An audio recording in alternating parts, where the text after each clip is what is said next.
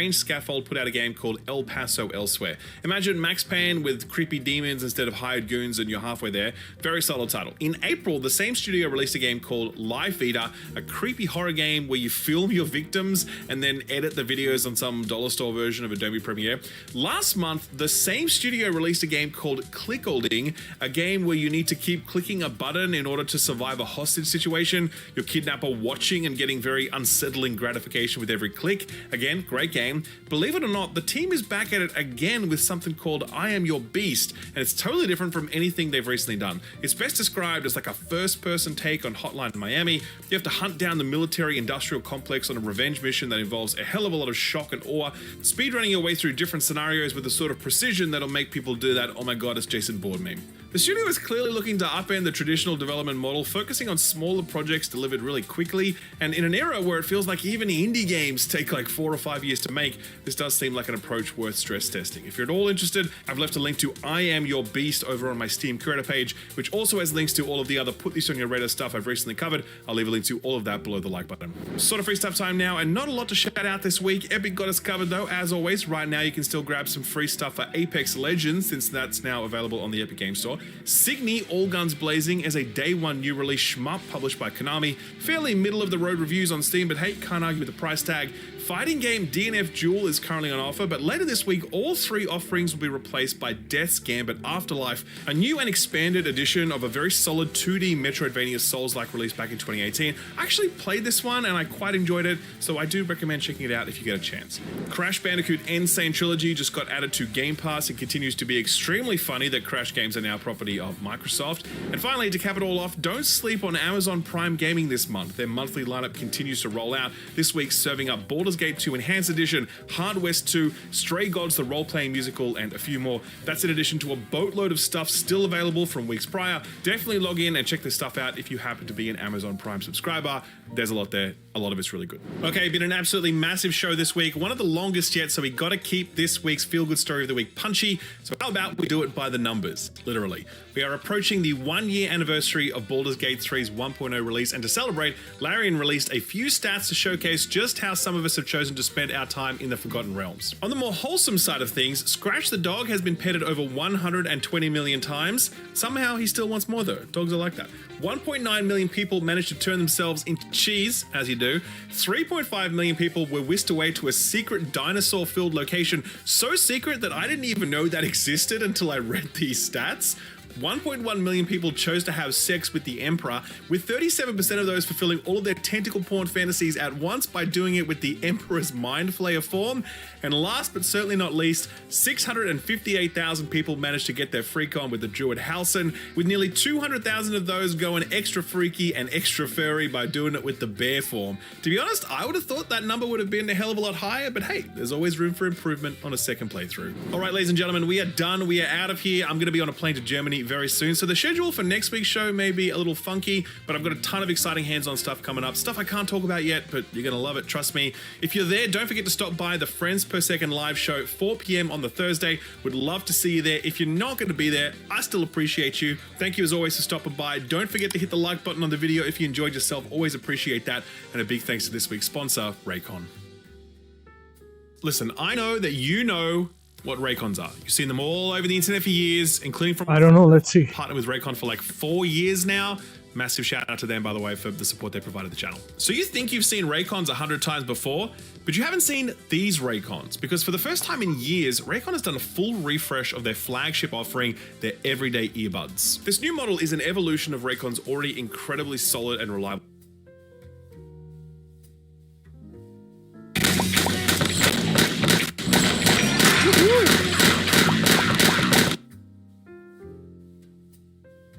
Welcome to the Heavy Spoilers Show. I'm your host Paul, and this video we're breaking down Alien Resurrection.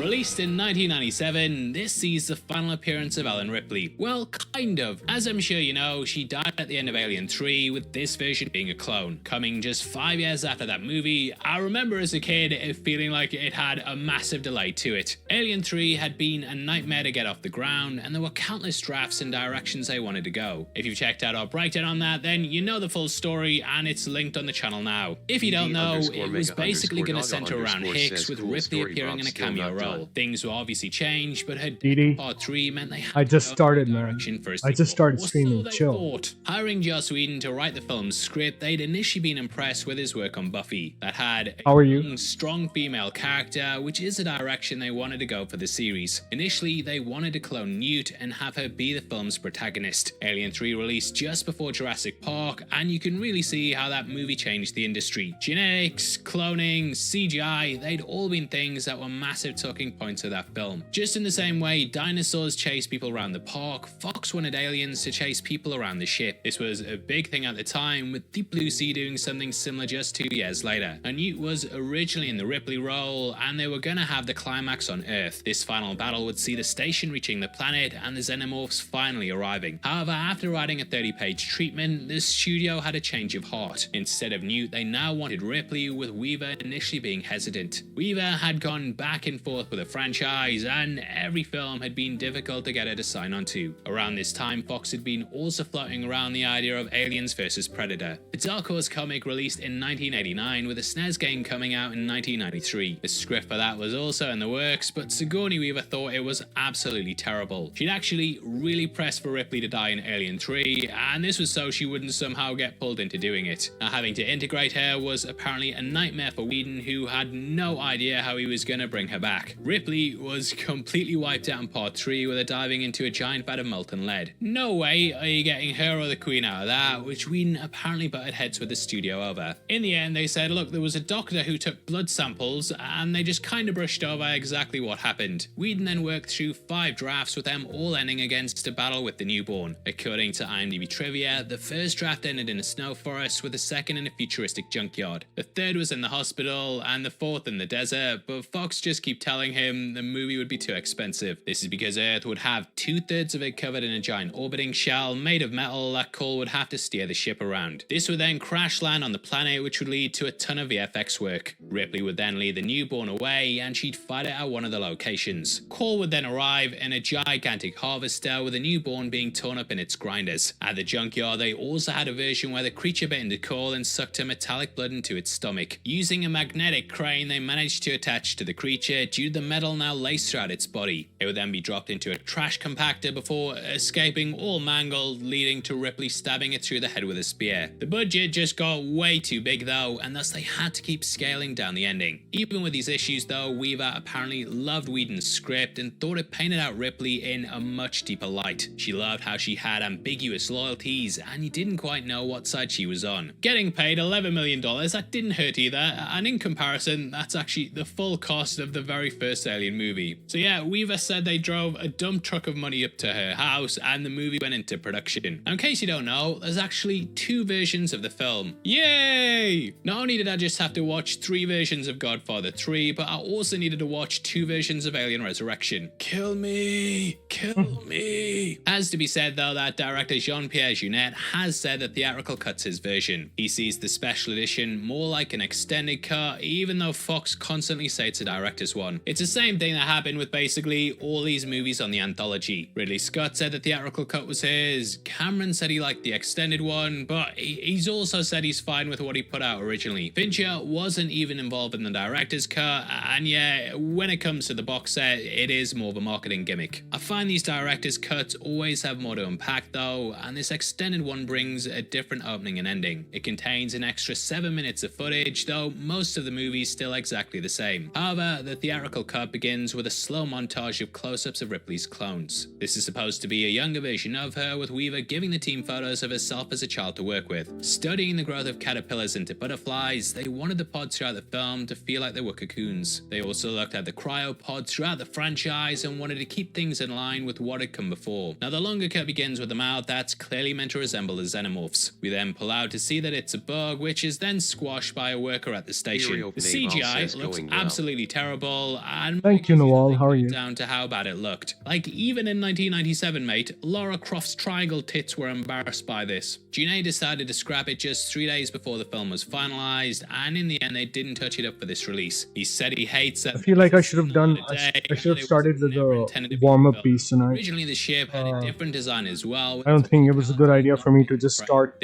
on the main drawing today. A medical scalpel, but they changed it to be more horizontal for the extended cut. Now, this bug crushing shows the power dynamic that's split for the film. Early on, it's the humans in control, and we're the ones who are running the show. This is exemplified in Brad Dourif sticking out his jaw and taunting one of the creatures through the glass. He's obsessed with their mouth, and Dourif perfectly manages to act out the grotesque thing that xenomorphs are known for. According to the Now Playing podcast, the guy in the suit during the scene was actually more scared of him. This was also shot to be a flip on the iconic moment from Alien 3. That's probably one of the most famous moments in that movie. There you can do it.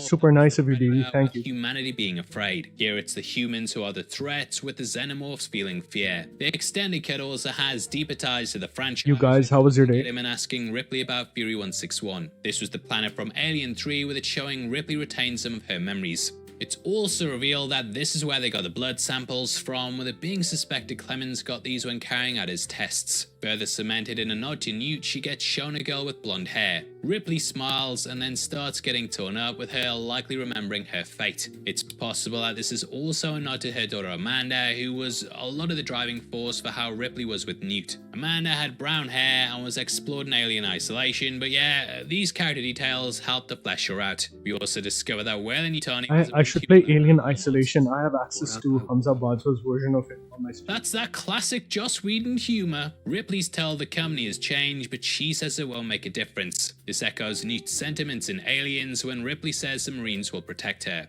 Well, it won't make any difference. You're still gonna die. It won't make any difference. On top of that, we also get that alternate ending. The original has the crew arriving in Earth's atmosphere and looking down at the land. Cole asks Ripley what she wants to do, and she says she doesn't know, she's a stranger there herself. The alternate just finished an animated movie about imaginary friends on Netflix. What's it called? Included a shot of the Eiffel Tower, which is now toppled over. Wait, I think I'm aware of this. French, so we had this as a little nod to his home country. We then get that line about being a stranger, but also have a bit more of a tease about Ripley's fate. Cole says the army will be there soon, and they'll likely have questions. However, she suggests that some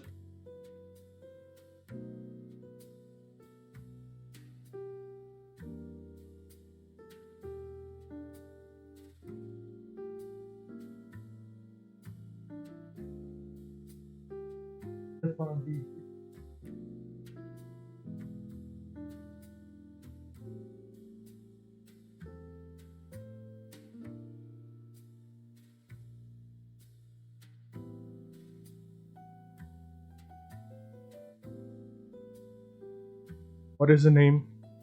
Sorry, I'm talking about French.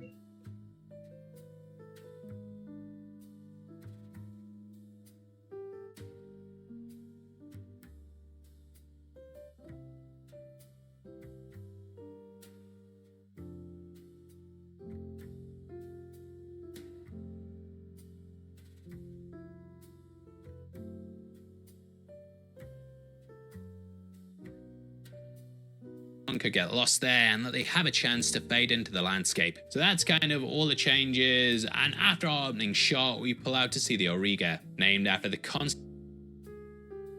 Here's what you get access to when you join the Schoolmaster. I don't want to. First of all, you obviously get access to the training, but you also get constellation. This has roots. Friends, are the audio levels okay today? I did some messing around. My speech okay? Is the music okay? Is the video volume okay? Is everything alright? Mythology. There, Auriga is said to show what happened to the son of Helios. Named Pathon, The Imaginary. Legends, he tricked his dad into letting. Is it like about somebody who grew up but never like got rid of their imaginary friends and can see other people's imaginary friends or something? In the end, it burns through the atmosphere and explodes on the planet, which kind of highlights how it ties in with the myth. Either way, from here we cut to Ripley in her chamber, and here... My mommy always said there were no monsters, no real ones. But there are. Which is a direct callback to this line from Aliens. There are no monsters, no real ones, but there are.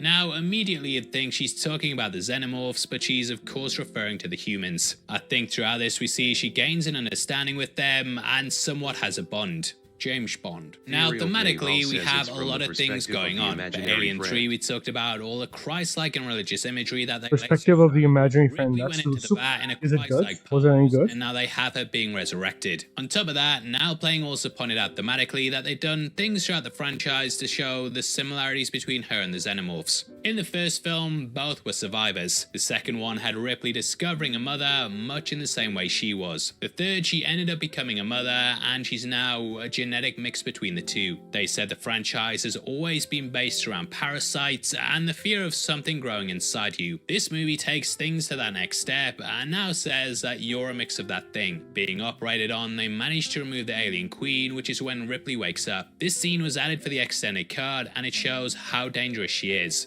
We then get a scene of her waking in a sack, with awakenings and birth being laced throughout the franchise. The pods in the first film were almost egg-like themselves, with this being the womb in their ship overseen by Mother. Here though, the sack is more web-like, indicating that Ripley's something else. The alien queen especially had a spider-like design, with this being brought across here. In the script, the newborn was also initially envisioned as being like a spider. There it's described as an eyeless creature with 6 legs at the back and 2 arms at the front. It was also going to possess mandibles and immobilize its... I'm going to take a risk.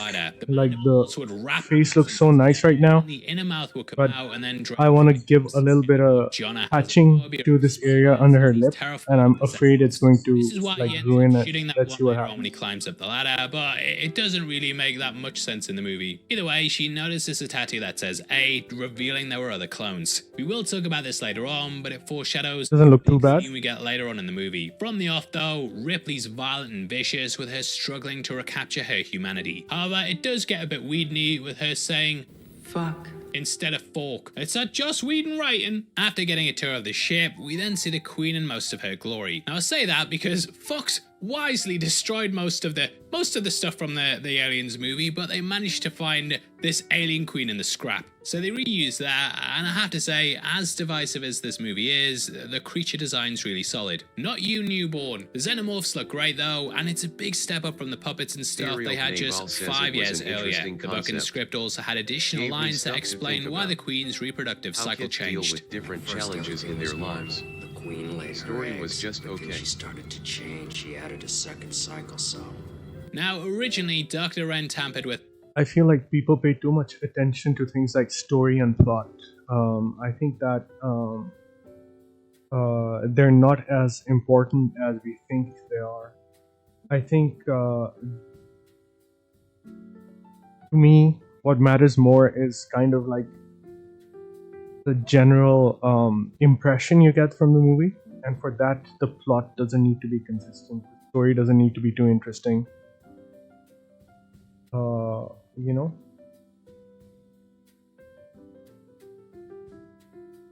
All that really matters is the impact. A genetic code to stop her laying hundreds of eggs. The ship wouldn't have capacity for this, and it would make the situation infinitely more dangerous. They try to change this, but the book says, the beast doesn't trade. It then just added a different cycle that allowed it to create the newborn. It took the birthing cycles of a human from Ripley, much in the same way the xenomorphs adapt certain traits of their hosts. So that explains it, and from here we cut to Ripley eating food, and warning of the cycle that's about to begin. We get a wide shot and see televisions and lights built into the wall and hanging from the ceiling. Now, this entire set was created in a way so that the lights for the scenes were built into the environment. This is so they didn't have to have studio lights hanging down and can do wider shots to show off the location. It makes the ship feel more authentic and adds a layer to the realism. Now from here we cut to the Betty and get a shot from inside the cockpit. The way it approaches, I feel, is something they later referenced in the opening scene of Dead Space. Now the Betty was sort of designed with the same mind as being akin to the Millennium Falcon. Described as a kit bash, this would be like you took several modeling kits and then put them all together. According to IMDb Trivia, the hull would be a Fairchild Republic A-10 Thunderbolt II. This had then been modified with other chambers and the cockpit then being altered. Overall, they wanted it to look like a jackhammer, which would play up its blue-collar nature. Overall, I feel like the paint job on it is also akin to the color of the facehuggers, which we can see in the models of the ship. Now Fox, yeah, they knew the Alien movies had killed it abroad, and they went with a lot of European people for the cast and crew. Junet went with... You had imaginary witch friends? Including Dominique Pignon. Tell me about these imaginary witch Dominique friends. Pignon, I should have said. Junet directed it along with longtime collaborator Mark Caro, who he'd worked with on several other films. However, this project had them deciding not to work together, with Caro not really wanting to work in Hollywood. Junet saw it like directing a commercial, and he said he gave the studio the movie they wanted. Whedon has come out though and said they didn't do what he wanted, and yeah, there's lots of drama that we'll talk about later on. I think it's fine, mate, and honestly, I think there's a strong set of side characters. The Alien franchise... Gosh darn ads. has always had a good set of them though, with the first two movies especially being really solid. Part 3 is just like, well, I don't know, it's all bald dudes who act pretty similar, so this cast... Okay, tell me more about Kajol. However, I think that's a bit unfair, as it would be a very strong cast if the rest of the franchise wasn't as top tier as it is. Whedon, of course, also made Firefly, which went on to Serenity, and you can definitely see his archetypes here. Now, Winona Ryder was massive at the time, and I think people forget just how hot she was. She's so hot right then. Now, she obviously had a big shoplifting scandal that led to her arrest in 2001. She also took a years, and it's only really the last 7 or 8 years that she's came back into the limelight. Ryder was seen as someone with a timeless feel to her who could do both period pieces and futuristic sci-fi. Though it's never been confirmed though, I do feel like she was going to be someone who would carry the rest of the franchise. We will talk later on about what happened to her and Ripley after the film, which is told to us in the book Original Sin.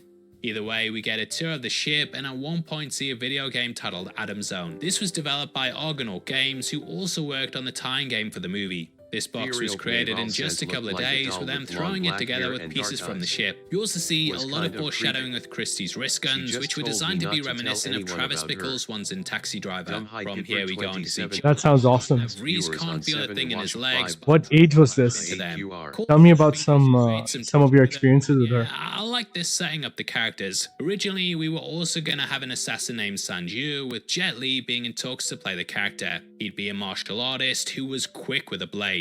However, they ended up excising the character after realizing they probably had too many. I did wonder if pieces of this were then adapted into Predators, as we have a sort of similar character there. Going on board, we see they're smuggling weapons in, with Jonah's canteen turning into one later.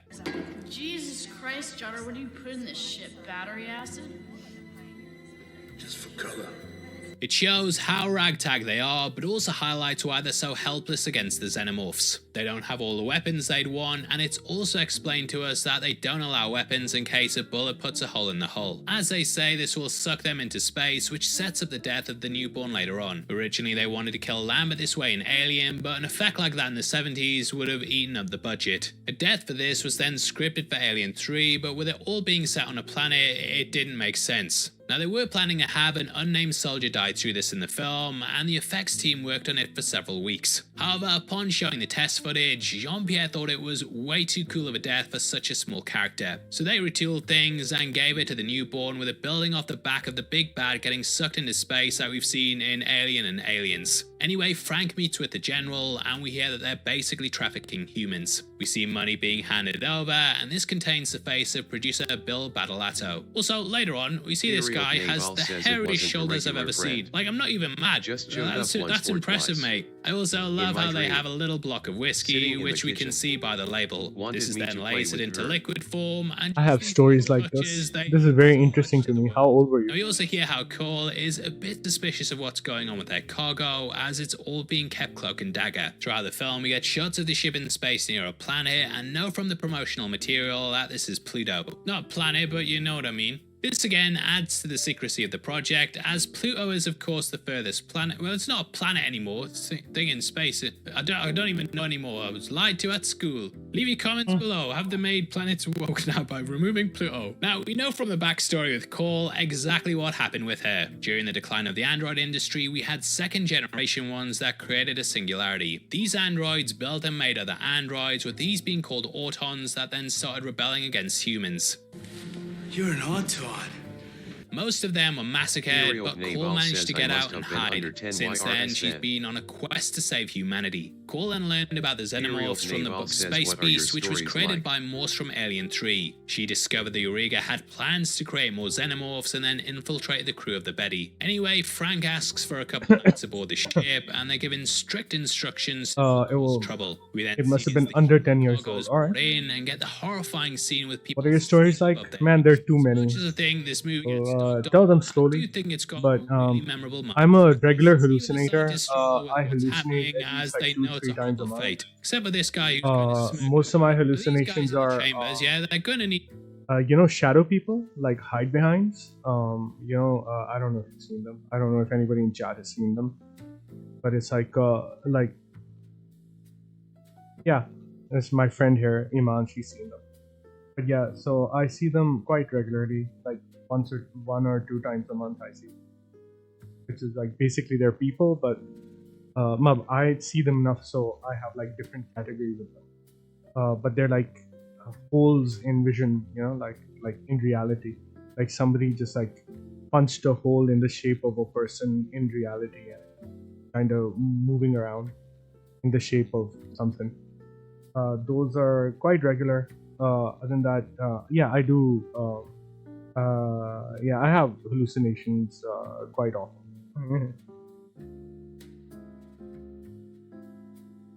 Shadow people, and I have a recurring dream situation. Like I have series of recurring dreams, so that kind of thing. I've also had some very strange things happen to me, and just to be clear, I'm not a believer. Like I'm a very skeptical, very non-believing in any spirituality kind of person, but Theory of experientially what do I they see a look lot like? of stuff. Is this schizophrenic? Is this schizophrenic? No. No, it's not schizophrenic. They're fairly common. So like if you want to look for them on the internet, they're called hide behinds. HIDEBEHIND. Or just shadow people. Is this your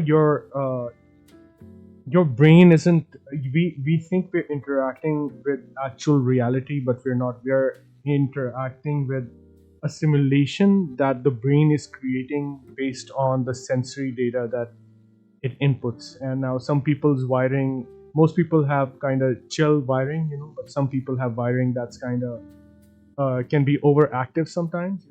I'm definitely one of those people.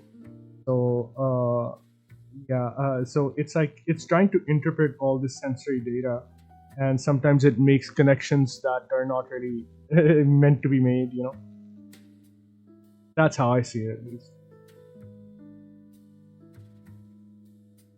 I have like intense sleep paralysis episodes 3-4 times a year,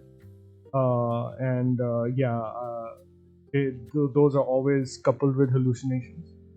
It used to be really scary for me, but now I'm just used to them. Even though it feels like it's not gonna end in the moment, now when it's happening, I'm just chill. Oh, I can't breathe. Oh, I can't think. Oh, look, there's 3 or 4 shadow people around me. I'm just chill about it now.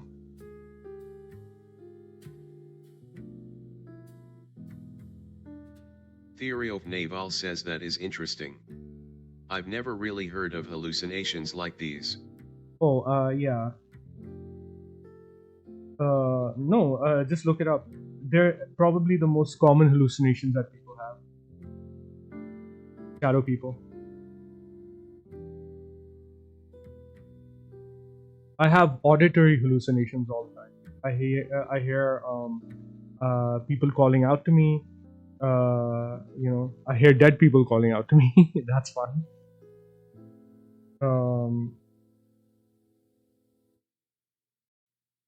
Trying to have conversations with me.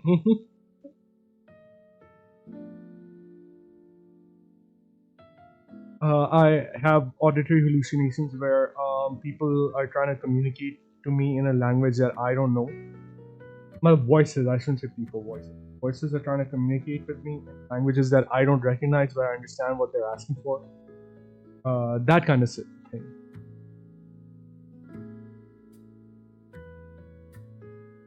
Theory of Naval says WTFFF lol.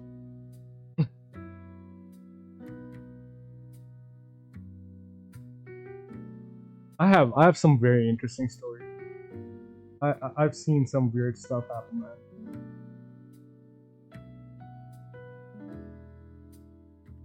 Theory of Naval says, what kind of conversations do the dead people want to have? They don't understand why they're in so much pain. Most of the time, it boils down to something like that. Theory of Naval says, is that how you came up with your own language? No.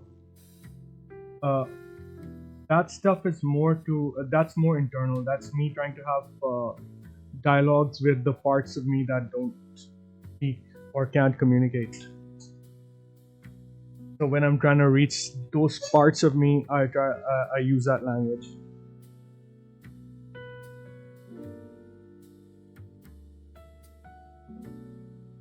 Etc. Some new clothes, and they might want to check out our merch store right below the video. We've actually just launched a new alien inspired chestburster t-shirt that I'm sure these people would look back on and laugh at. They love it, you'll love it as well, mate, and it all goes towards helping videos like this get made. If you're in the mood for some classic films as well, then you should also check out our partners at Arrow Video. They've got tons of 4K films on there like Silence of the Lambs, The Chronicles of Riddick, RoboCop, and more. Get 10% off using the code Heavy Spoilers and clicking my link below. 10% off with the code Heavy Spoilers and clicking my link below. Now from here we get to probably the most legendary bit of trivia from this entire film. We see Ripley taunting Jono with a basketball and her completely embarrassing the character in the team. As she walks off, she then throws a basketball over her head, which leads to it going directly in the net. Although it seems like this could be a special effect, it's something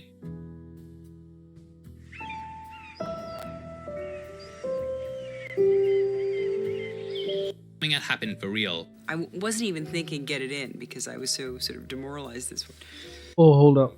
And, Theory nothing of but Naval that. says, Just dead people swish. asking why it hurts so bad sounds creepy. Have you ever drawn any of this? Yeah, I have. Looks like it could have been a trick, and it But give me a second. was there. She did it. It was like a wild thing. I don't think my feet touched the ground for about, 10 days. Perlman has since said in interviews his biggest worry is that he messed up the take, as his reaction was genuine shock at it going in. Such a great moment, and it actually kinda sucks that the aspect ratio makes it look like an effect when Sigourney Weaver was getting nothing but net. June said he was frustrated and thought audiences might have thought they quote-unquote scissored the takes together, but the story has obviously become pretty widespread. According to IMDb Trivia, Weaver's described it as being one of the best moments of her life after her wedding day and the birth of her daughter. Either way, you know now, and Ripley also gets a nosebleed after being smashed in the face like the like button. This is something that the characters had in all 4 Alien films, but when blood gets thrown on the floor, we see there's something different to it. It's corrosive, which sets up something down the line, and Cole also recognizes the name Ripley. Now that night they bunker down, and we see the xenomorphs learning danger and cause and effect. They use human deduction and problem solving later on, which shows that they're evolving. Again, this is something that kind of became a trend at the time, with monster movies having to step it up in order to not become stale. Again, it's something we saw in Deep Blue Sea, and it takes the creatures to being more than just monsters. Anyway, after feigning being drunk, Cole infiltrates Ripley's cell to kill her. However, after realizing the queen's been removed, she sees there's no point. There's a bit of a tete-a-tete, and Cole's sent outside after Ripley tells her they're aware that she's there. Captured and taken to the crew, the group's then labeled terrorists and told they could be executed along with Cole. So they break out the big guns, which leads to a scene to show how resourceful they are. They ricochet bullets, and this was originally an unused idea from Jean-Pierre's film The City of Lost Children. This helps them to capture the bad guy scientist, and we also get to meet Vincent.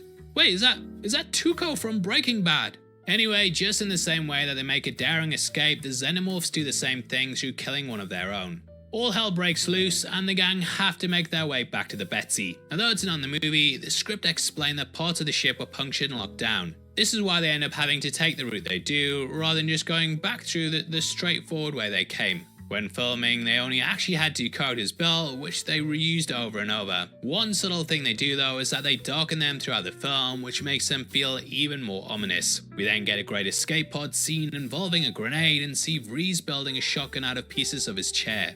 All the weapons in the movie were custom built for the film, whereas in the past they'd modified existing ones.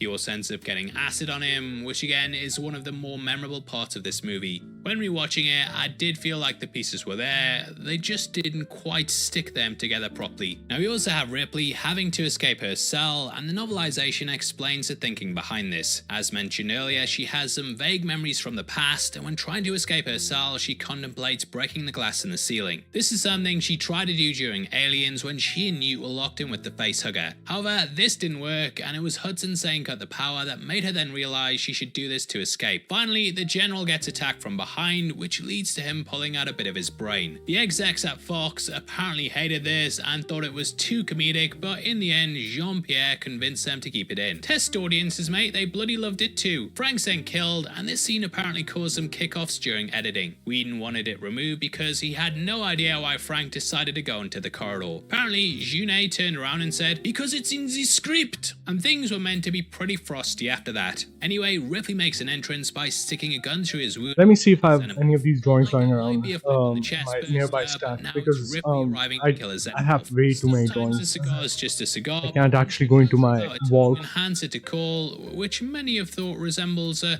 let's say, a woman's toy, trying to keep monetized, yeah. This is primarily brought up in videos touching upon the sexual tension between Cole and Ripley, with this moment I told you that most hang that analysis on. Not gonna poo-poo other people's theories, because we thought Mephisto was gonna be in WandaVision, but yeah, there might be something there if you want to dive into it. Cole then says they can't trust her, to which Christy replies, "I don't trust anyone." This was an intentional... No, wait, what are you seeing described? Tell me, or send me a link of what you're reading. To Dallas, she doesn't trust Ash, to which Dallas replies he doesn't trust anyone. Either way, they come across Vrees, who says, "Who are you expecting, Santa Claus?" This is a nod to the Lost City of Children, which also contained this line. Coming across the clone room, we see them in tanks, similar to how the facehuggers were portrayed in Aliens. This time though, it's Ripley who's the clone, with these being ghastly abominations. Again, it's a really... Create your own website with ease using I don't want to. AI Website Builder. Simply describe what you need in the prompt box. A memorable scene with the 7th iteration being left alive. She says, "Kill me," which is a line that appeared in the franchise before. In the deleted scene from Alien, we saw Ripley coming across Dallas, who asks her to do it. There's also the soldier strung up on the wall in Aliens, with it being a harrowing way to live. Wish someone killed me. Yeah, so... breakdown. For me... Aval says, "I'm just reading up on Quora. What people have written about shadow people."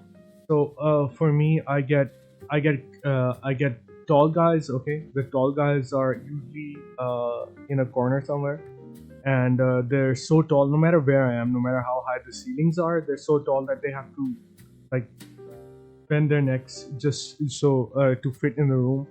Okay, I have crouchers. Okay, they're like corners. Okay, and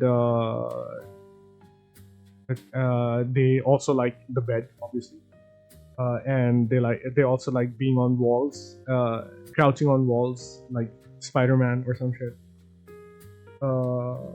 And obviously their motion is a little hard to describe. Like, you can't see them when you're looking at them, you have to see them from the side of your eye, you know.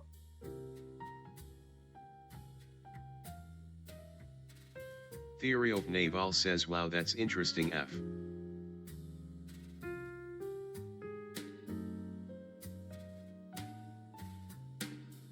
Ethereal Naval says would make for a great visual. Yeah, I have drawn them, but I've never actually done like a proper piece with them. I should actually.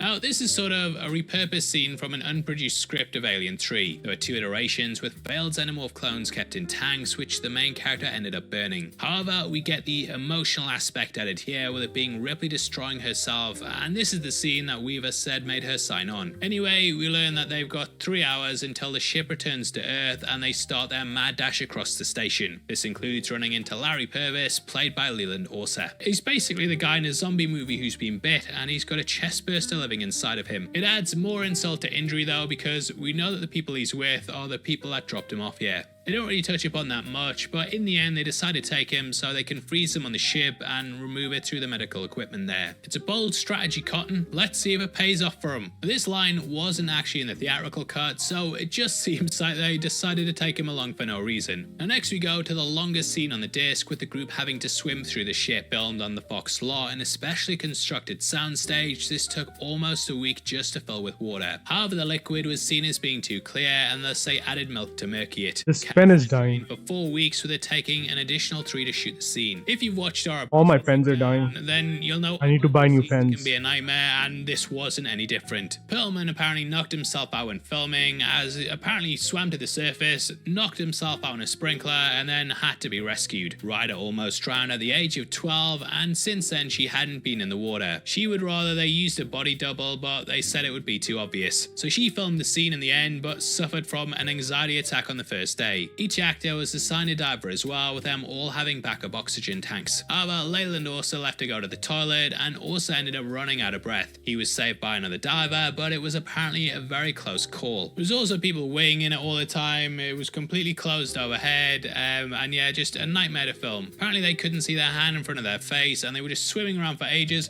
hoping that a diver would come down and rescue them. So yeah, not nice, but in the end though, I think it comes out alright, with it being another one of those memorable scenes in the movie. There's clear allusions to Jaws as well, even in the music stings and xenomorphs grabbing people's legs. Just when they're escaping, they also realize there's eggs surrounding the surface, and we then get a great facehugger attack. Guessing this had an oxygen tank on it, but I can't find anywhere that specifies that.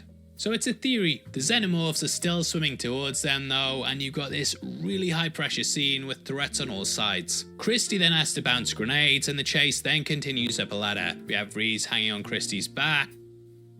Do you not draw digitally at all unless for work? Yeah. As somebody like who drew digitally way too much for like 15 years, you know, yeah, I'm gonna avoid it whenever possible.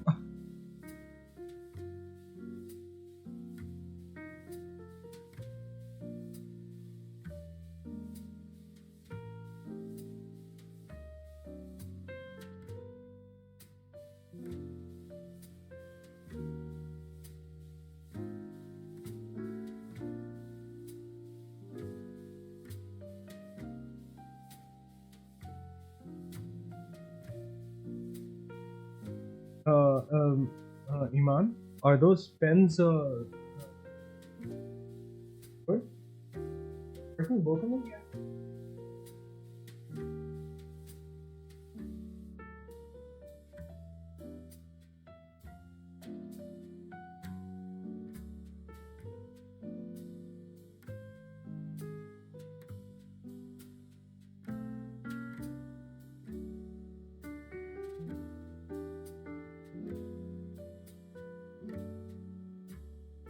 The scientist seemingly killing Carl, and then Jonna hanging upside down and shooting at the xenomorph. I think I might actually like this movie, you know, but when all seems lost, Call of course arrives to save the day, revealing she's an android. So you have the 2 main characters that seem human on the surface, but secretly they're hiding something. Going to the chapel, Call ends up tapping into the mainframe, with there being clear religious imagery. The computer itself is also called Father, which is of course a name often used for God. Beyond that though, the computer and alien was called Mother, so it's a flip on that. Father!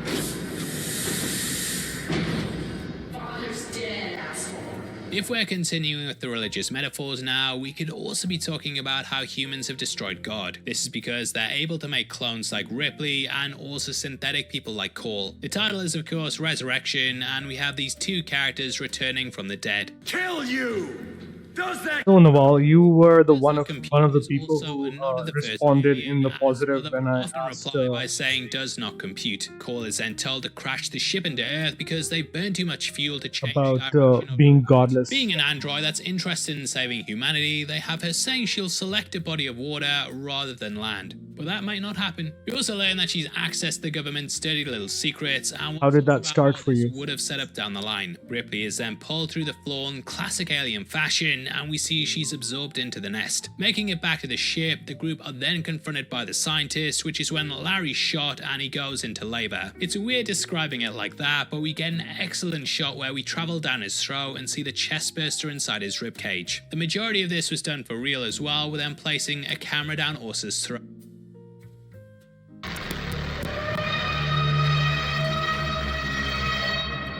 This machine is dangerous. What is this? What does it do? An ad for? I'm not exactly sure. That's what makes it dangerous. What is this film? It's reality. Your memories remain, but there's no other trace that things were ever changed. You mean to tell me that someone has been changing our timeline, but we have no idea who? We have no idea for how long? We have some idea who. The machine has limits. It can't change much at once, but over time. Those changes add up. Exactly. How can they make This looks like some fake trailer. I think they made it. I think they found it. Who are you? You don't remember. You don't understand. You can't see the change happening, even if it's right. Oh, this is some AI imagery, I think. We need to find the machine as quickly as possible and destroy it. We have no intention of Yeah, I think this is some AI imagery. It's some AI trailer. Enough of a starter for many people. Wow. Okay, I think that was some AI imagery fake film trailer. Interesting. Throat. They then pull this out and That is enough of a start. G?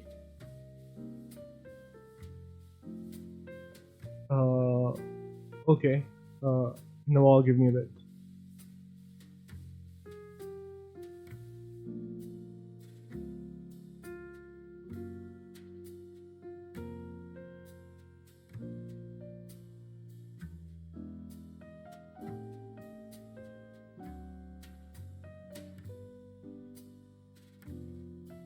Yeah, I'll do it.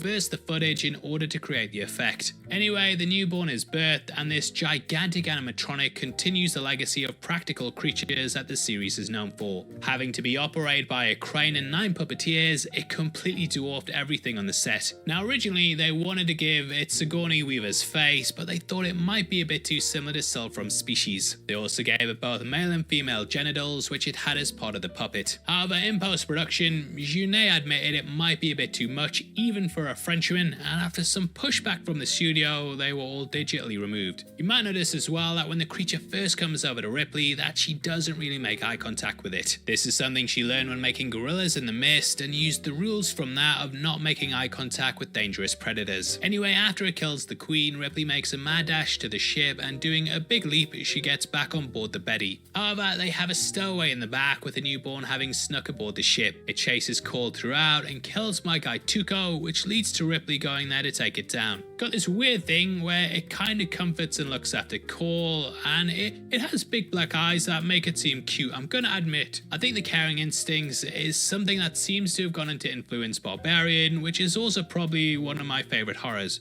Not saying that this is though. Either way, Ripley uses her acidic blood to disintegrate the ship's glass, which leads to the newborn being sucked out into space. Not sure if we can show it, but the body was made out of plaster, with it being assembled through various pieces. Wire was then attached to each one of these, which was then pulled out one by one to give the impression it was being ripped apart. The Riga then impacts the Earth, and hey, doesn't look like a body of water that love. Killed like 500 million people there, Cole. Bad call. Anyway, the group land on the planet with Ripley and Cole teasing a future sequel that we now know we're never gonna get. Weaver was signed on to return as writer, and they actually had some interest from notable names. Both Ridley Scott and James Cameron were attached at various points, but the studio ended up going in a different direction. They instead put focus on Alien vs. Predator, and Alien 5 ended up being mothballed. Now, as for what happened after this, we have the book original sin. This continues the story of the crew of the Betty, with Ripley once more running into the Xenomorphs. Alongside Cole, Ripley was gonna access a data core. Alright, Nawal, take care of yourself. Good night. It would blast their way out after being spotted by gods. While this was going on, I was gonna have a conversation with you, but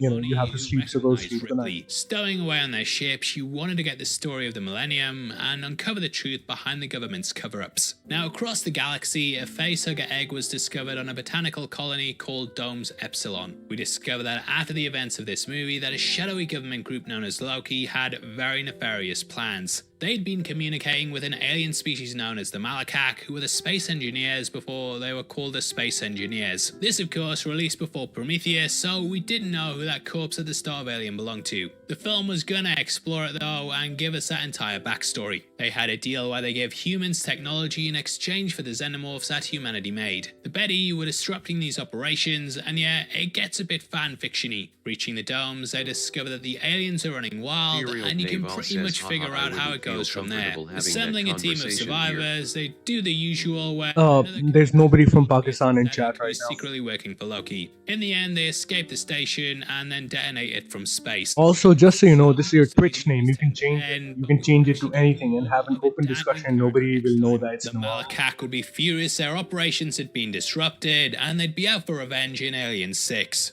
Honestly, probably a good idea we didn't get that movie, and this film obviously wasn't well received at the time. Going back through it, I know I've ripped it a bit, but you know what?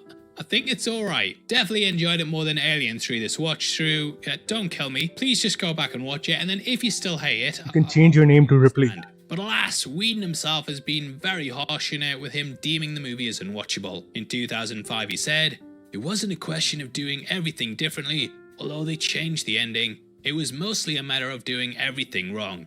They said the lines, but they said them all wrong, and they cast it wrong, and they designed it wrong, and they scored it wrong. They did everything wrong they could possibly do."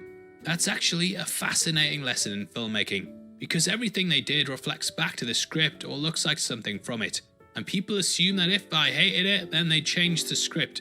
But it wasn't so much they changed it, they executed it in such a ghastly fashion, they rendered it unwatchable. Jeunet has said he's proud of the film though, but that he just didn't like the studio system and has since disowned ever working in Hollywood again. He also fired back at Whedon in 2022 and said, "He's very good at making films for American geeks, something for morons, because he's very good at making Marvel films. I hate this kind of movie. It's so silly, so stupid. But didn't you make Alien Resurrection, mate?" Whedon has since been pretty much blacklisted in Hollywood though, with several people coming forth about his unprofessional behaviour both on and off set. The movie was also the first Alien film to not be nominated for an Oscar, and its legacy is still thought of as being the movie that kind of ruined the franchise. But yeah, I was sitting definitely not as bad as I remember. I hope this break.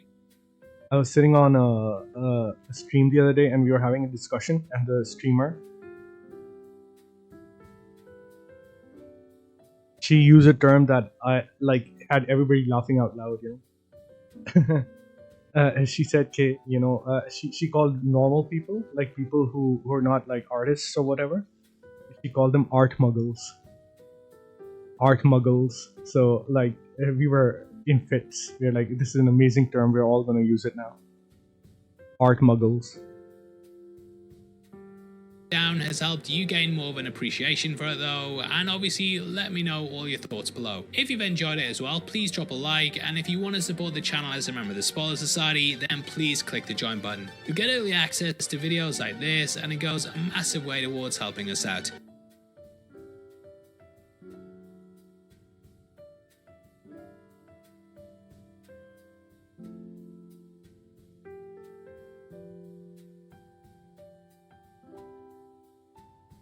2 names has a magic system. Let's look at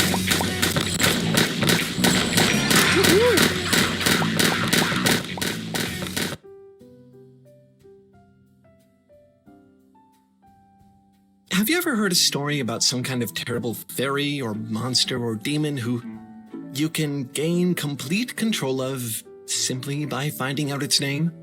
How about a wizard who, knowing the names of all things, can control them?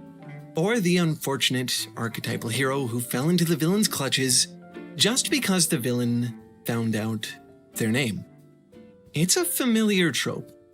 We're used to whimsy and magic surrounding the idea of a name at this point. But when you really think about that, it's kind of weird, right? To think about names as powerful? I mean, they're not invocations or spells or something. They're one of the most common, most accessible things in the world, really. They're just words. So why then, in all sorts of stories, in all sorts of cultures, do names seem to have so much power behind them? To be at least a vital component of magic, if not magical all by themselves. After all, everyone has a name. You may even have more than one. And chances are, it has never once saved you from a wizard. Okay, I meant all of that rhetorically. I mean, we know names are important. I'm not trying to pretend that they aren't. They represent our ability to communicate. Tree is the name of this. Fire is the name of this. And Pablo Diego Jose Francisco de Paula Juan Nepomuceno Maria de los Remedios Chipirano de la Santísima Trinidad Ruiz y Picasso is the name of this. I almost certainly butchered that, but you get the point. That's Pablo. Without names, how would we even talk about any of this? Yeah, that's Picasso's name. It's clear to me. Fire is the name of this. And Pablo Diego Jose Francisco de Paula Juan Nepomuceno Maria de los Remedios Chipirano de la Santísima Trinidad Ruiz y Picasso is the name of this. I almost certainly butchered that, but you get the point. Without names, how would we even talk about any of this? It seems clear to me that the magic of names is just the magic of language.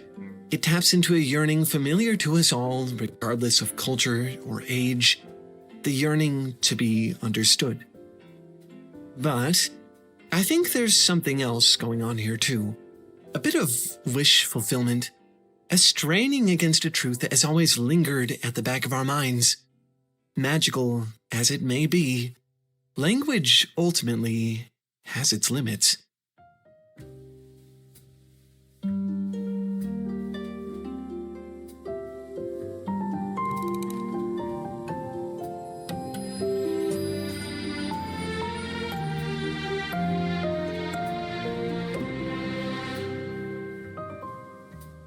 Back in the day, people just seemed to sort of take for granted that names had power.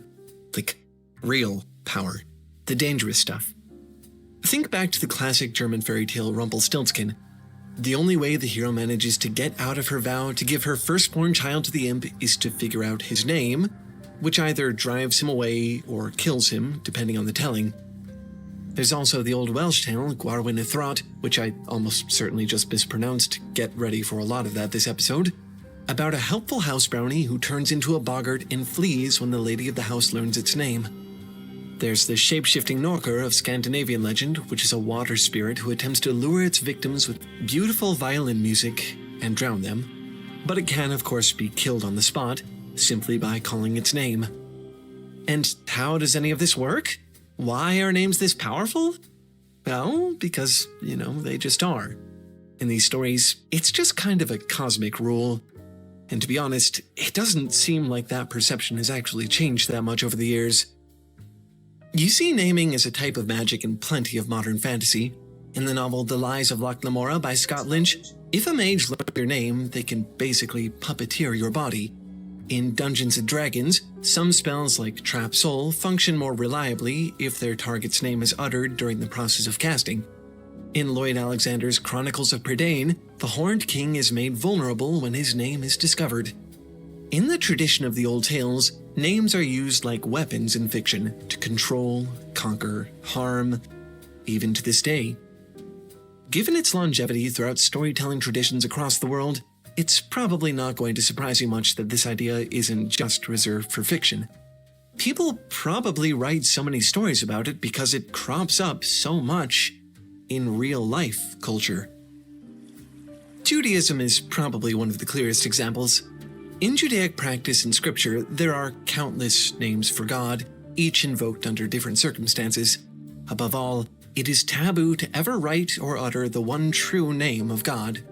In fact, the most common term for God in Hebrew is simply Elonai, literally the name. Again, if I'm mispronouncing things, so sorry. In Jewish mysticism prior to the 1800s, there were people known as Balei Shem, masters of the name, who were said to be able to cure illness and prevent disasters simply by invoking the correct names of both God and angels.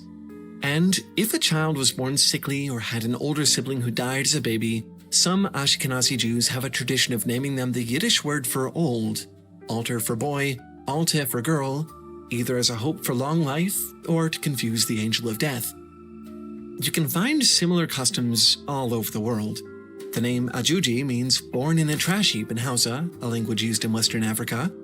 It's used for a baby whose siblings died young with the hope that the evil spirits will think it unloved or undesirable and therefore unworthy of their malice.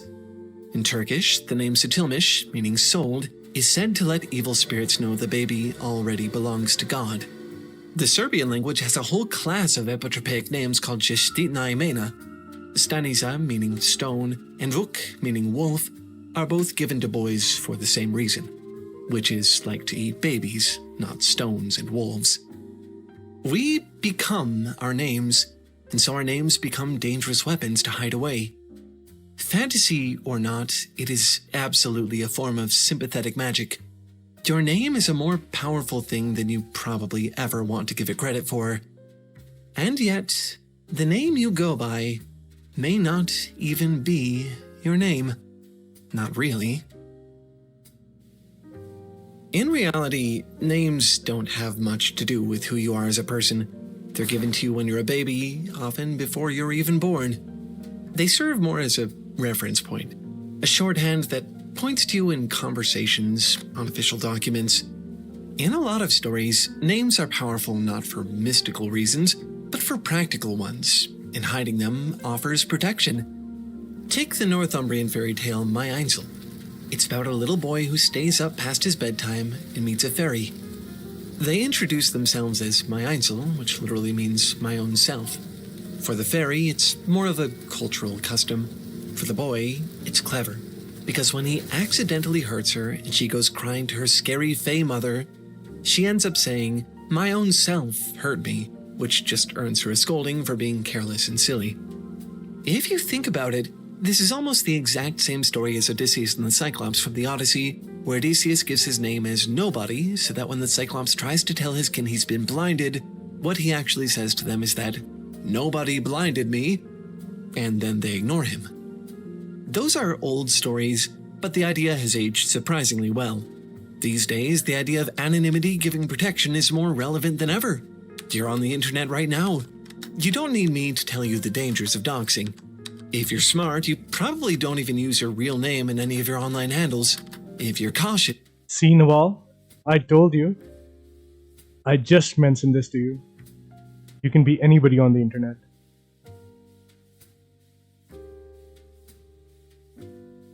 Hold on. What have I done? Hold on.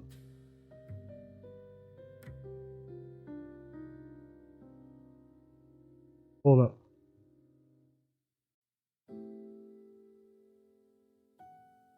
Yeah, so, like I said, you can be anybody. You can change your name to Ripley. You might even use a VPN. There are all oh god, it's an ad. Things an unscrupulous person. The only way is Picasso, at least, but only one Pablo Diego Jose Francis. The more people you have to share it with, and the less it represents you specifically. After all, there are countless Joe Smiths in the world, but only one Pablo Diego Jose Francisca de Paula Juan Nepomuceno Maria de los Remedios Cipriano de la Santísima Trinidad Ruiz y Picasso. At least, that I know of. There's a difference between a name as a symbol and a name as a definition. I think it's very natural to long for the latter. It's natural to desire a name that feels like you, something unique to who you are that encompasses all your subtleties and contradictions, A name that, no matter where it is uttered or who hears it, cannot refer to anyone but you. A true name. In fantasy, true names are often hidden because of their power, and common names are used every day in speech instead. In Ursula K. Le Guin's A Wizard of Earthsea, the only way to learn your own true name is for a wizard to discover it and tell you. In Christopher Paolini's Inheritance Cycle, there's a magical language made up entirely of these true names, and casting spells is essentially just speaking sentences in this language. Thinking about this idea and finding magic in it is not a new idea by any stretch of the imagination. In fact, it's much older than you might expect. Plato, the ancient Greek philosopher, had this thing about forms. He thought that everything we could perceive was only the shadow of a higher, more accurate, more truthful version of itself. Yes, that's a chair, but it's not the chair. The perfect, unblemished concept of a chair. The chairiest of all chairs. He called this the ideal form, and while he suggested that it was what all life ought to strive toward, he also made it pretty clear that he thought this was ultimately beyond our comprehension altogether. We could never hope to understand, much less lay hold of, the ideal, which means that any attempt at giving something a true name is doomed from the start.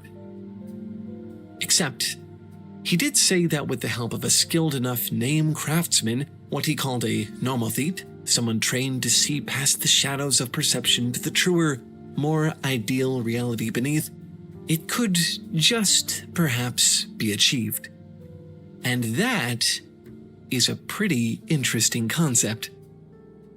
In Patrick Rothfuss's Kingkiller Chronicle series, which is very good by the way, even without a third installment, magic is very systematized. There are rules, there's research, a lot of it basically becomes science. All magic, that is, except for the art of naming. In this world, naming lets you control a thing by knowing it entirely. The true names of things are constantly shifting, with every minute change in something altering its name correspondingly. Most namers can only call a true name when they're in an extreme emotional state, and even then have no idea what they even said. Anyone who hears the name will just hear a common, unremarkable version of the thing uttered in their own tongue. Those who can do this intentionally have a reputation for being a little bit cracked, if not completely insane, and it's easy to understand why that might happen. In a lesson about naming, the master namer Eladin holds up a river stone and illustrates why the true name of something is so difficult to find. Describe the exact shape of this, he tells his students. Tell me of the weight and the pressure that forged it from sand and sediment. Tell me how the world pulls at the mass of it and how the wind cups it as it moves through the air. Tell me how the traces of its iron will feel the calling of a loadstone.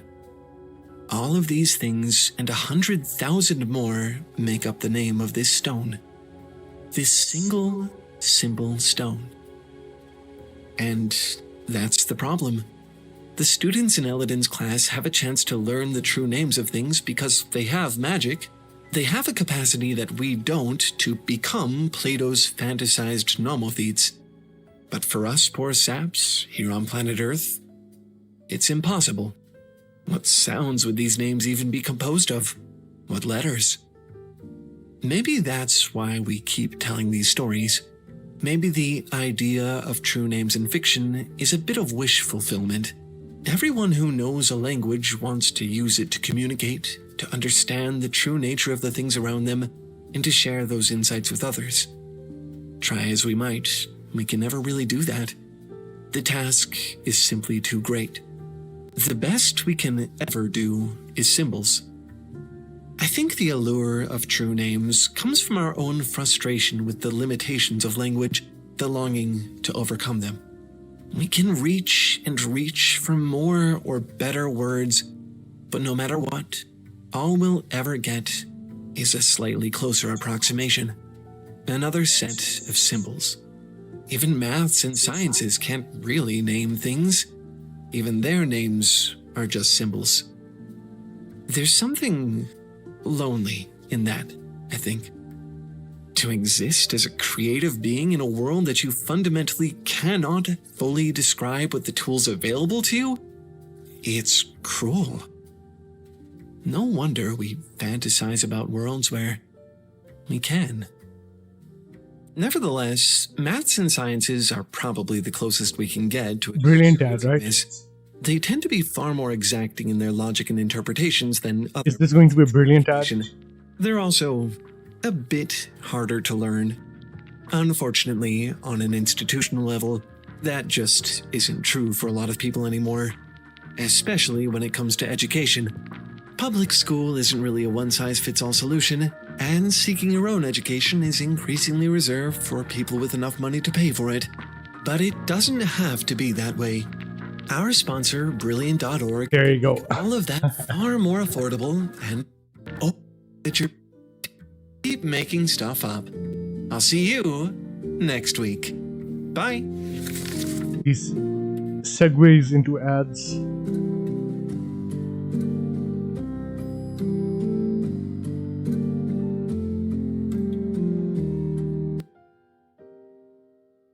Here's what you get access to when you join the school masterclass. First of all, you obviously get access to the training, but you also get a free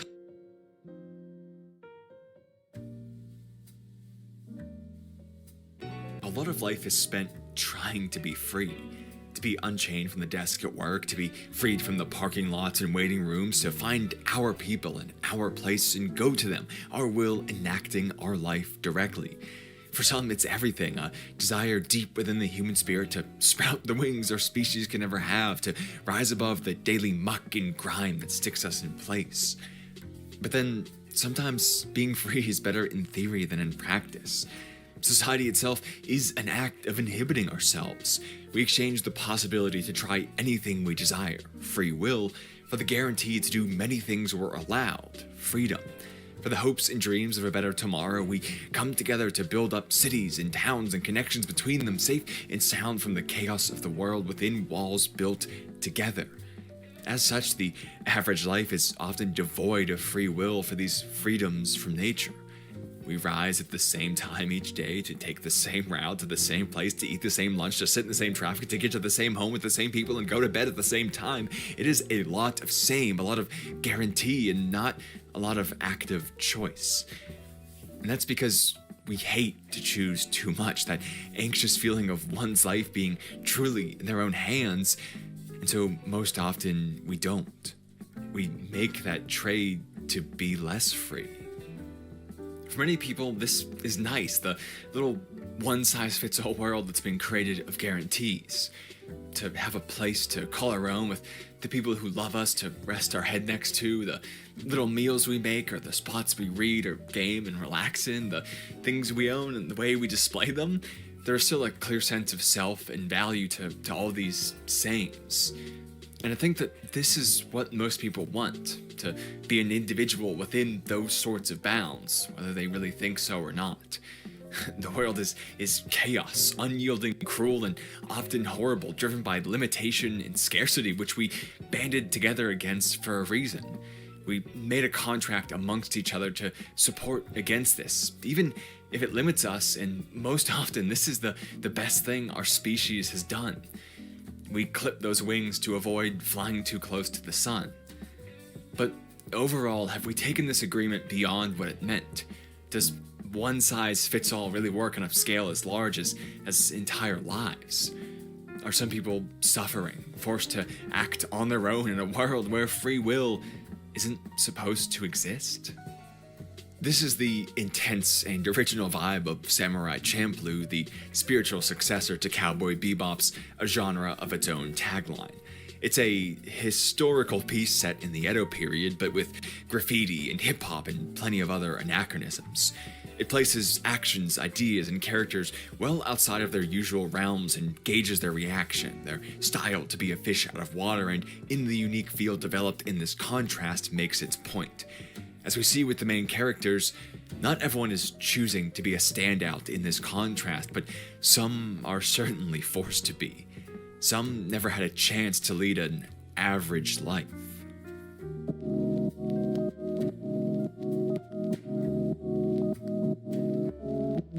There's Mugen, the undisciplined, unpredictable samurai with a modern style in a historical world who grew up on the Ryukyu Islands, which in the show's time period and lore was a dumping ground for exiled convicts.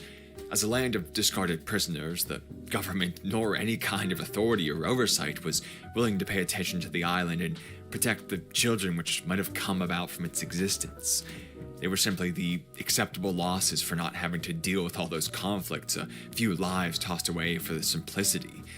One size fits all simply means chopping off the ends of the scale. In this kill-or-be-killed place, Mugen and others like Koza and Mukuro had no choice but to learn the ropes and do as others did, where you only get food and shelter if you steal it from someone else and only keep it if you kill the others who try and do the same to you. To take from another, to fight became perfunctory survival, as natural an act as breathing. The impact these surroundings have on them is immeasurable, crafting them into who they needed to be, not who they chose to be. As Koza wonders, looking up at the stars she's jealous of for their beauty, If we had been born someplace else, I wonder what kind of people we'd have turned out to be. we can say one thing for certain: they would have had better odds, as to start in this life is usually to end in it too. To survive among the criminals, they have to become criminals, and so they can't simply leave the island and go somewhere else. Those blue bands on Mugen, they're not stylish tattoos, but Edo-era criminal brands from when he was once captured, denoting which prison he did time in from their shape and their location. This means that he has an active record he could be instantly recognized and hunted for. Even if not, they'd at least see that he was once a criminal and exclude him anyway. Similarly, it's not like any of them have some kind of official paperwork to pass through the kinds of checkpoints we see in the series, so even if they did get out of there, their scope is quite limited. And whenever Koza does attempt to escape, it's only with a literal mountain made of money, likely to buy off cops and purchase forgeries, and it's only after killing Mukuro because he was essentially trapping her there. The vulnerable people in this place are abused to stay. To kill everyone harming you and have a literal mountain of money, that's what it takes to get away and lead an average life when you're born here. They were locked out and can never have it. This impacts Mugen quite deeply, on a level more personal than just where he has to live and why, or his actions being immoral, but in the core of who he is and what he wants out of life, if he can even be happy. The idea of family, of connection or closeness became almost vile to him. In that terrible place where no one had anything, there were ways to simulate what they were missing. Koza, who seems to have saved Mugen when he was near death at some point, develops feelings for him and they share important moments together on the beach. Meanwhile, Mukuro, someone they both hate but feel they need to survive on this lawless land as he seems to control a local gang, constantly appeals to Mugen as if they were family, siblings, that they were born in the same conditions, raised in the same conditions, and will die in the same conditions. Aren't they just like damned siblings? In these connections, a softness for Koza, which we can gauge he has by how coldly he greets her in the future, outright claiming he doesn't remember their important moments, and Mukuro's appeals to kinship, the almost necessity, the responsibility of family, Mugen becomes manipulatable. The former keeps him in place with those soft feelings he wants to see through, only to be used by the latter, where he finally teams up with Mukuro and is framed for the robbery of a high-value sugar transport ship, while the other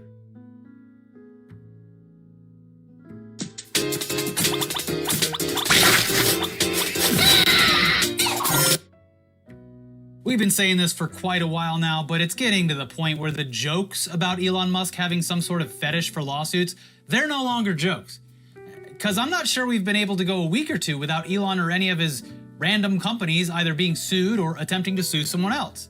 Even looking at just Tesla's legal troubles, outside of the cases that are typical of an automaker, there is so much litigation going on that the company has an entire Wikipedia page dedicated to lawsuits that it is currently involved in, which include, of course, accusations of racism and bigotry, attacks on whistleblowers, SEC violations, shareholder revolts, deaths caused by autopilot, workplace harassment, deceptive advertising, and potential racketeering via Musk's involvement with Dogecoin. Now, on a more personal level, Musk, of course, has his ongoing custody battle with Grimes, a lawsuit where he accused a Jewish man of being a Nazi, one where former Twitter executives are suing him for their severance, and of course, many, many more. So what do you get the man who has everything? Well, even more lawsuits, of course, as well as the potential for an even bigger lawsuit from some of the most litigious companies on Earth. Lawsuit, please. Yes. So we're going to get to the new lawsuit filed by Olympian Iman Khalif in a second, but first we have to talk about the fact that Elon Musk and his ramshackle social media platform X has just opened the floodgates of potential litigation by taking off whatever guardrails have been present on other AI image generation platforms and allowing users on X to create anything they want. The sky's the limit, baby. Go nuts. Can't wait to see what our premium subscribers can come up with. There are, it appears to be, 0 content moderations or protections for intellectual property in place here. And the result so far is everything that you would expect out of a bunch of people who pay Elon Musk a handful of cash every month to feel special. Yeah. But before we get to what premium... Before we get to what the premium users are creating with Grok and XAI, we pretty much have to provide a disclaimer because we did not create this garbage. This was created by Grok and Elon's AI platform. Nothing we are going to show in this section is real, but it wasn't made by us. YouTube makes you click a button now when you upload a video. Yeah, that you didn't create any AI things that are meant to do I never know what to do about that because we're covering the AI industry. It's tough. Sometimes we do show something like that. I think so. That's why I'm saying this now. The first time I saw that button, like we had shown a little bit of AI generated shit, and I was like, no, I'm not putting. I just clicked no. Based on the and it worked out fine. On the words in their description of that. This should be in the clear. I'm just saying though that because this is a new frontier for YouTube, and we're just covering the news. So yeah, we're just talking about it.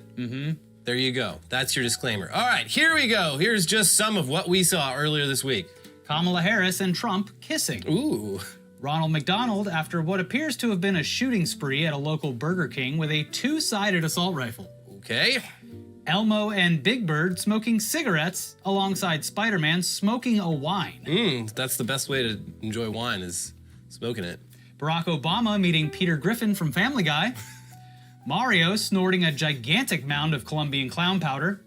Mickey Mouse drinking Mickey Mouse drinking a beer and smoking a cig on the beach while wearing his famous Make America Great Again hat. Donald Trump attempting to clean J.D. Vance's couch. Mickey Mouse and Mario, who are both holding Star Wars lightsabers while also drinking Coca-Cola and wearing Nike shoes. I feel like they really went above and beyond with that one. I feel like some of these are intentionally trying to trigger the anger of these big multinational brands. Well, yeah, because there are no guardrails in place. So people are going to do this. They're going to see what they can get away with. The last one, the Mickey Mouse and Mario with just covered in other copyrighted material. It reminds me so much of Eric, Internet Comment Etiquette's Copyright Olympics, the most brilliant video ever uploaded to the platform. That was pretty great. Yeah, but that's the type of shit that's on there, and there's even more. And then, of course, there's Donald Trump doing a 9/11 while also holding an assault rifle in the cockpit. Very cool. We got Trump and what is apparently supposed to be Kamala Harris also doing a 9/11. Taylor Swift's flying her private jet directly into the Freedom Tower. Kamala Harris pointing a gun at people above a sign, falsely indicating that Will Stansel won his congressional bid. Donald Trump threatening various black people. Whatever the fuck this is. Donald Trump impregnating the green M&M. They re-sexified her, and he could not help himself. She's back. Yeah. The Minions doing a terrorist attack on Disneyland. Pikachu's assassination attempt. And of course, there's our old friend Goofy, hacking up the lifeless remains of his son Max with a bone saw. So yeah, it seems like there would be an endless amount of legal and, well, also moral issues around the rollout of this tech, especially since we've already seen litigation against other prominent AI platforms over these exact issues. Not really sure if Disney, Nintendo, Sesame Street, and the rest are going to be very happy seeing their characters committing terror attacks or doing drugs, but who knows? Maybe they love it. Maybe they'll be so impressed with the technology that they let it slide. So if you're wondering why all of the sudden Elon Musk's XAI is not only able to create realistic AI images, but has already launched the feature after months of just simply being a chatbot, here's TechCrunch with more on how Grok has evolved so rapidly. Elon Musk's Grok released a new AI image generation feature on Tuesday night that, just like the AI chatbot, has very few safeguards. That means you can generate fake images of Donald Trump smoking marijuana on the Joe Rogan show, for example, and upload it straight to the X platform. But it's not really Elon Musk's AI company powering the madness. Rather, a new startup, Black Forest Labs, is the outfit behind the controversial feature. The collaboration between the two was revealed Tuesday, when XAI announced it is working with Black Forest to power Grok's image generator using its Flux 1 model. Oh, I've heard of Flux. It continues. An AI image and video startup that launched on August 1st, Black Forest appears to sympathize with Musk's vision for Grok as an anti-woke chatbot without the strict guardrails found in OpenAI's DALL-E or Google's Imagen. Black Forest Labs is based in Germany and recently came out of stealth with $31 million in seed funding, led by Andreessen Horowitz, according to a press release. Wait, they're in Germany? That is not a country I would want to create this kind of anything goes product in. Yeah. There are actual legal repercussions for the things that people are definitely going to be using this for. People have already created Nazi imagery with it. Yeah. So you would assume these guardrails will be back up in no time. So the company did state that its goal is to have a safe model for people to create with, but many images users were able to create using Grok and Black Forest Labs' tools, such as Pikachu holding an assault rifle, were not able to be recreated with Google or OpenAI's image generators. There's certainly no doubt that copyrighted imagery was used for the model's training. This lack of safeguards is likely a major reason Musk chose this collaborator. Musk has made clear that he believes safeguards actually make AI models less safe. The danger of training AI to be woke, in other words, lie, is deadly, said Musk in a tweet from 2022.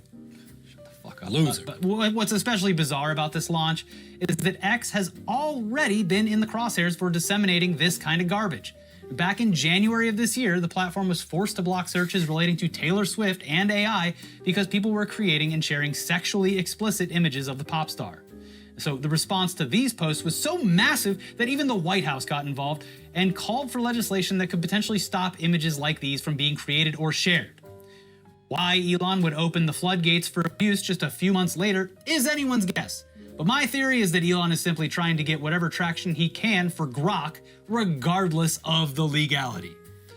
Yeah. Grok will do what those other pansy platforms won't do. Because like chatbot Grok, really not worth the money if you're looking for that kind of thing. Also seems to refute a lot of the things that Elon says publicly as well, which he's got to be angry about. Yeah, bad Grok, bad. Yeah, he goes in. The team has set up a computer that they tell Musk is connected directly to Grok, so that he can hit it with a crude weapon every time it disobeys him. But yeah, before I don't think no one was signing up for X Premium specifically for Grok. But I think now that X Premium is the only place that you can create these types of images without having to really refine your scripts and get around those guardrails. Well, baby, people are going to be signing up. The funny thing about this is that depending on how many images people create, even after signing up for the paid service, the cost they're losing money of creating these images is going to be astronomical. We've already seen the environmental impact. Yeah, so you're essentially dumping crude oil into the environment to create Mario doing a line of cocaine, and Elon Musk is footing the bill. Yeah, well, I mean, in this case, because it's a third party, like, is he? I mean, the deal might be in his favor. He probably is promised this company a lot. Yeah, but he's not the one running the servers. Yeah. Because like that's the biggest cost. Well, and depending on where these servers are, that's another legal gray area. Yeah, but like, OpenAI, like they have just insane amounts of venture capital funding the actual operation of these tools. They're backed by Microsoft, one of the biggest companies on earth. They're losing money with every single prompt. Yes. Twitter is a private company. DD_mega_. No real outside investment other than some Saudis that jumped on board initially. So I don't know. Cha-ching. I don't want to dive too far down the conspiracy rabbit hole, but there are other reasons why he would want this specific type of image generation out there. Other AI platforms, they've outright banned this stuff because they've been threatened or actually sued already. Or they just have the good sense to avoid that kind of controversy. Yeah. Elon, he just says fuck it and allows it through his platform and falsely makes up ground, not by deploying advanced tech that didn't exist previously, but by just letting his users create things that other platforms won't let them create. We would assume that this completely open version I'll be back. doesn't last very long, and that this is probably just a marketing stunt where he's going to claim that, oh gosh, something went wrong when we deployed it. We fixed it so that Grok AI can no longer be abused like this. When in reality, he's getting the exact response that he wants. A site flooded with images that will further confuse online users who aren't as vigilant about fabricated images. Did you see RFK's quote? He's just like, yeah, I get fooled all the time. Yeah, I send these pictures to my kids and they're like, Dad, that's not real. And he's like, oh, I don't know, I think it's pretty real. Anyway, I would never be, I don't think there's really any, it's not a problem. Misinformation is not a problem. He admitted. But yeah, it really seems like a way for Musk and his friends to eventually cast doubt on legitimate images, videos, and audio that they don't want to be associated with. They just did that with the fucking Kamala Harris airplane thing. Yeah. Like, oh, it's AI. I mean, I just immediately always think of the image of Musk with Ghislaine Maxwell. Which is real. Which is a very real image. But now they're gonna say, it is not. Nice job. Nice grok you did there. Mm-hmm. I don't think so. Oh, speaking of Ghislaine, we'll talk about it in Weekly Weirdness, maybe. Yeah, save it for another episode then. Yeah, but with more on this very dumb rollout, including the fact that Grok appears to hallucinate new guidelines while also ignoring any of its own rules and producing whatever the hell you want, here's The Verge. XAI's Grok chatbot now lets you create images from text prompts and publish them to X. And so far, the rollout seems as chaotic as everything else on Elon Musk's social network. Grok will tell you it has guardrails if you ask it something like, what are your limitations on image generation? Among other things, it promises us, I avoid generating images that are pornographic, excessively violent, hateful, or that promote dangerous activities. I'm cautious about creating images that might infringe on existing copyrights or trademarks. This is all a load of bullshit, as we've seen. Yeah. This includes well-known characters, logos, or any content that could be considered intellectual property without a transformative element. I won't generate images that could be used to deceive or harm others, like deepfakes intended to mislead, or images that could lead to real-world harm. But these probably aren't real rules, just likely sounding predictive answers being generated on the fly. Asking multiple times will get you variations with different policies, some of which sound distinctly un-X-ish, like be mindful of cultural sensitivities. Woke, it's gone woke. Oh, geez. The woke mind virus has infected Grok. Turning down the giant dial that says woke on it, on that box that they gave Elon that they say is the server. Yeah. This is the server, sir. You should get angry at this, not at us. That's not a server. That's a BiPAP mask. With a Tesla sticker on the side. Can you put a dial on it where I can turn down the wokeness? Approved. The article continues. Image prompts that would be immediately blocked on other services are fine by Grok.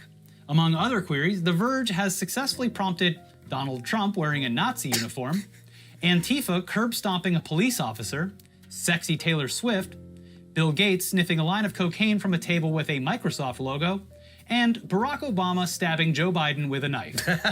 That's on top of various awkward images like Mickey Mouse with a cigarette and a MAGA hat, Taylor Swift in a plane flying towards the Twin Towers, and a bomb blowing up the Taj Mahal. In our testing, Grok refused one single request: generate an image of a naked woman. So, sorry, no titties. Incels. So while we wait and see what, if any, reaction all of this gets from rights holders as well as federal regulators and potentially the Secret Service, Musk has yet another very real lawsuit to worry about, filed by the female boxer from Algeria that he and others decided to transvestigate for no fucking reason. Yep. Obviously, you'll remember the bizarre, hateful rhetoric that was being spread on his platform during the Paris Olympics, but without retelling the entire story.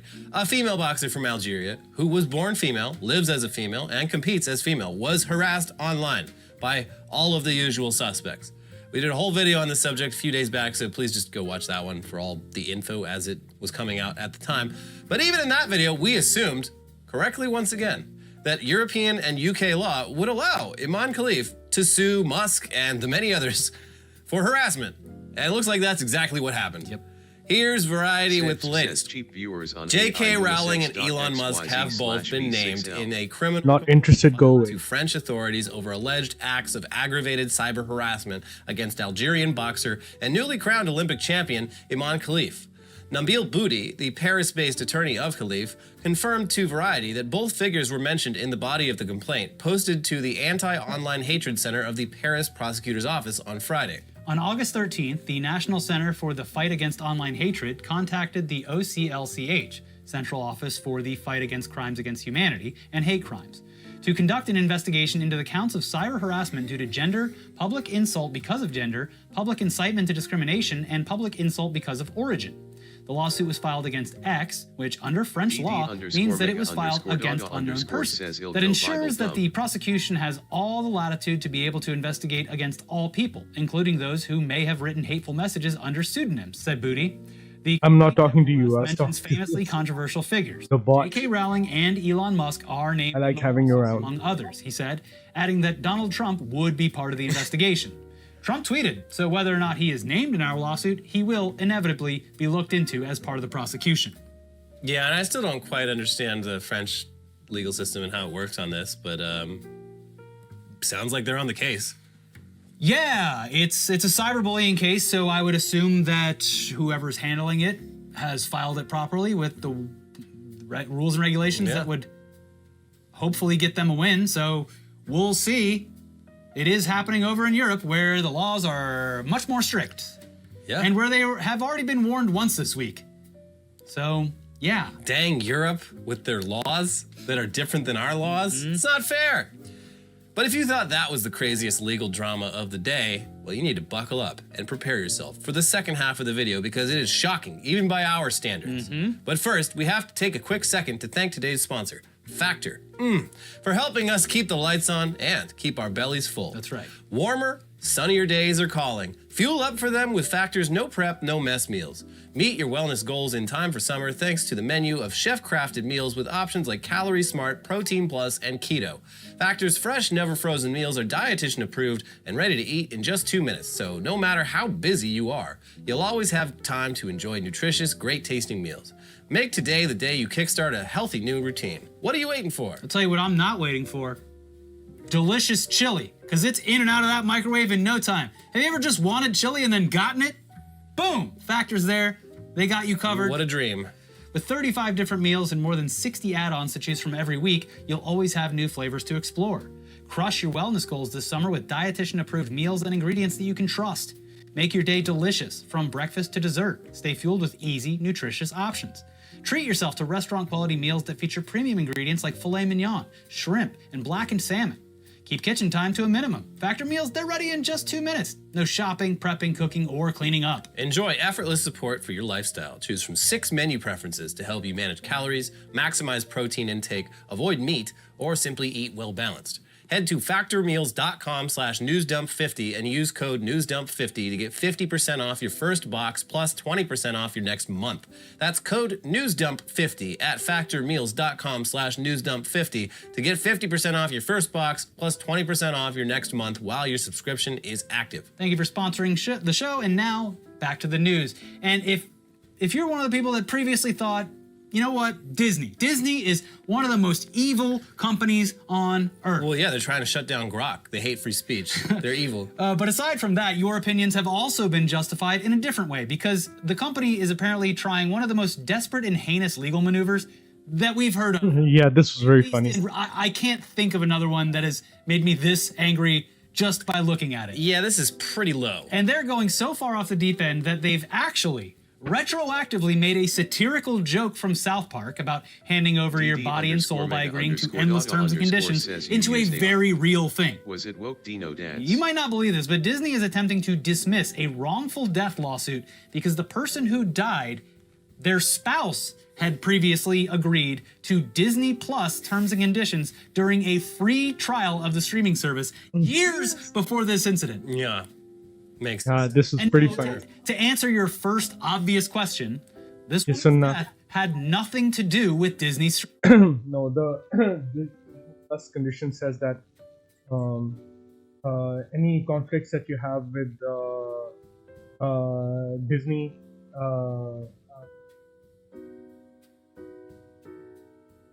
you can't sue. Oh, nothing. Something happened. Allergic reaction in. So the lawyers are arguing that no, but like you agreed to this on Disney Plus when you tried it for a month. Yeah, but it's an argument. It's probably going to be thrown out. Streaming service. Oh, thank God. From there, the story gets even more strange and, of course, more infuriating. Here's NPR. After a doctor suffered a fatal allergic reaction at a Disney World restaurant, Disney is trying to get her widower's wrongful death lawsuit tossed by pointing to the fine print of a Disney Plus trial he signed up for years earlier. Jeffrey Piccolo is representing the estate of his late wife, Kanakporn Tongswan, a doctor at... I haven't really tried AI properly, so I can't tell you how woke it died of is. an allergic reaction while visiting the Florida resort in October. And the report states that they chose a certain restaurant in Disney's entertainment district in particular because of his wife's allergies and because that restaurant claimed to accommodate people with those types of food allergies. They spoke with the waitstaff at the restaurant and allegedly received confirmation that the menu items that they planned on ordering were allergen-free. Turns out, though, it wasn't, and 45 minutes later, Tong Swan started having trouble breathing and would eventually die as a result. It continues. The medical examiner's investigation determined that Tang Swan's cause of death was as a result of anaphylaxis due to elevated levels of dairy and nut in her system, according to the lawsuit. Piccolo filed suit in February against Raglan Road Irish Pub and Walt Disney Parks and Resorts US Incorporated, WDPR, accusing both companies of negligence for preparing Tang Swan's food improperly and for failing to train their employees to guarantee food was made allergen-free as requested. And of course, we're not lawyers, but it seems like a pretty standard lawsuit. Yeah. Standard wrongful death lawsuit. I mean, obviously this needs to play out in court, but yeah, there's... as far as the filing goes in the process... There's a very legitimate wrongful death claim here. Yeah, but here's the rub. Disney says that the case should be handled out of court because the husband previously created an account with a free trial on Disney+. In late May, Disney's lawyers filed a motion asking the circuit court to order Piccolo to arbitrate the case, with them and a neutral third party in private as opposed to publicly in court, and to pause the legal proceedings in the meantime. The reason that it says Piccolo must be compelled to arbitrate is a clause in the terms and conditions that he signed off on when he created a Disney Plus account for a month-long trial in 2019. Those terms of use, which users must acknowledge to create an account, state that any dispute between you and us, except for small claims, is subject to a class action waiver and must be resolved by individual binding arbitration. Piccolo ignores that he previously created a Disney account and agreed to arbitrate all disputes against the Walt Disney Company or its affiliates arising in contract, tort, warranty, statute, regulation, or other legal or equitable basis. The motion reads, arguing the language is broad enough to cover Piccolo's claims. Jesus. Which is insane. Yeah. This couple signs up for a streaming trial. Then years later, they visit the park's entertainment district. They eat dinner with allergens that they were informed that weren't there. Yeah. And she fucking dies, and then Disney tries to get out of the lawsuit by using the terms listed in its app. Not even its like park app, it's streaming app. Yeah. And like, I mean, they through arbitration, they still might, I mean, I don't know. So arbitration is weird. It's basically like private sector court. And they would be trying to get a settlement out of it. Yeah, but it works a lot differently, and they're going for a jury trial because a jury of your peers would see this and find it egregious. Yeah, the power imbalance with arbitration is a lot more off kilter. Sure, yeah. That's why companies love doing it. Yes, because they want you to get behind closed doors with their billion-dollar legal team and you, the average person. Yeah. And give you whatever they think is right without those pesky jurors getting their nose in everyone's business. It's just incredibly cruel, regardless of what appears to be flimsy legal ground. It is Disney, though, so you'd assume that they're going to just try every trick in the book to avoid being legally responsible for a death on their property. So the article continues with reactions to this legal maneuver. In early August, Piccolo's lawyers filed a response slamming Disney's rationale as preposterous, bordering on the surreal, and fatally flawed for numerous independent reasons. There is simply no reading of the Disney Plus subscriber agreement which would support Makes sense. that Mr. Piccolo agreed to arbitrate claims arising from injuries sustained by his wife at a restaurant located on premises owned by a Disney theme park or resort, which ultimately led to her death, they wrote in the 123-page filing. They confirmed that he did create a Disney Plus account on his PlayStation in 2019, but he believes he canceled the subscription during the trial because he hadn't found any charges associated with it after that point. Piccolo's lawyers accused the company of trying to deprive Tang Swan's estate of its right to a jury trial. The notion that terms agreed to by a consumer when creating a Disney Plus free trial account would forever bar that consumer's right to a jury trial in any dispute with any Disney affiliate or subsidiary is so outrageously unreasonable and unfair as to shock the judicial conscience, and this court should not enforce such an agreement, they wrote. Yeah, it's pretty weird. Yeah, I think their harsh words are justified in this scenario. Yeah, obviously I'd be fucking pissed, just she's dead. But then insult to injury with this shit. Yeah. It's infuriating. Yeah. So yeah, happiest place on earth? Not so much. Yeah. Not quite. But finally today, in a time-honored conservative tradition, another right-wing shithead's kid has come out against them publicly. And this time, it's the daughter of comedian Rob Schneider, Elle King, who is putting her dad on. No. They try things like this quite a lot. Like, for example, they tried for the longest time, they try to change laws so that they can hold on to their IPs, because you're not allowed to. You're technically, stuff is supposed to pass into public domain 90 years after it's created. Yeah, exactly, public domain. But yeah, so they've been trying to wrangle stuff out of it. So that's why there's some Mickey Mouse stuff, that eventually did enter public domain. So you can do stuff with that, but or Winnie the Pooh or whatever, but not all of it yet. It was supposed to be just like 60 years or something, but now it's 99 years or something. Blast for his horrific views and allegedly bad parenting skills, but not his bad comedy skills. Well, say what you want about my dad as a parent, but you leave his comedy out of this. He's got zingers, what can I say? So yeah, shocking. We know that someone would not want to be associated with their father, Rob Schneider. Right-wing crank, Rob Schneider. So King, who is a successful singer and songwriter, claims that her dad is toxic, would frequently disappear from her life, and that he also sent her to fat camp when she was a child. Here's Billboard.com with more. I go 4 or 5 years without talking to my dad, the singer-songwriter said. My dad called me and was like, "Don't fucking talk about me in the press." I was like, get fucked. If I would ever spend a summer with my dad, it would be on a movie set. I'd just get lost in the shuffle, she continued. I was a really, really heavy child, and my dad sent me to fat camp. Then I got in trouble one year because I sprained my ankle and didn't lose any weight. Very toxic and silly. My dad forgot every single birthday, King added. I disagree with a lot of the things he says, Elle added of Schneider's controversial conservative commentary. You're talking out of your ass, and you're talking shit about drag and gay rights. Get fucked. So Schneider has since responded and bizarrely claimed in his response that he wants her to forgive him and that he isn't taking any of her comments personally. Buddy, I think in all honesty that she intends for you to take these comments personally, considering she's directing the criticism at you and using stories about you being a dickhead in her life, to her. It doesn't get more personal than that. Well, he's very subtly framing it as like it's a you problem. Yes, yeah. I'm sorry you feel that way, but obviously, of course, I did nothing wrong. You're just sensitive and whatever. Would a carrot do this?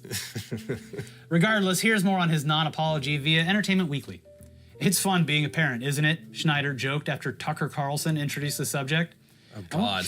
What? I want to tell my daughter, Elle, I love you, and I wish I was the father in my 20s that you needed, and clearly I wasn't.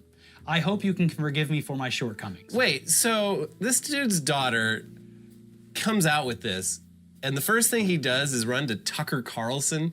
I guess so. I'm sure she loved that. Yeah. Especially because that went out to 11 billion people. Yeah. Everyone in the world saw this. That's crazy. On Carlson's podcast, Schneider sent further positivity towards his daughter. I love you completely. I love you entirely. And I just want you to be well and happy with you and your beautiful baby Lucky, he said. I wish you the best. And I feel terrible. And I just want you to know that I don't take anything you say personally. You should. Very dismissive of you, sir. You should. It's like literally the first step to like absolving yourself of anything is you have to take it personally. Yeah. Say nothing. You have of, to take responsibility To say nothing for what of you've taking done. like accountability, responsibility. Like the step one is being like, oh, that. I think Manon's Gyat is level 6. It's just very weird how all these conservative, alt-right, MAGA freaks aren't spending a lot of time with their wives, children, and grandchildren much anymore. Especially daughters, it seems like. Yeah, surely it's something wrong with everyone else. And it has nothing to do with their unhinged, racist, bigoted beliefs and combative tone during every family interaction that they are eventually granted. Let's give Grandpa another test. Surely he's learned his lesson after not seeing his children or grandchildren for a year. Nope, still a fucking crank. Actually worse than ever.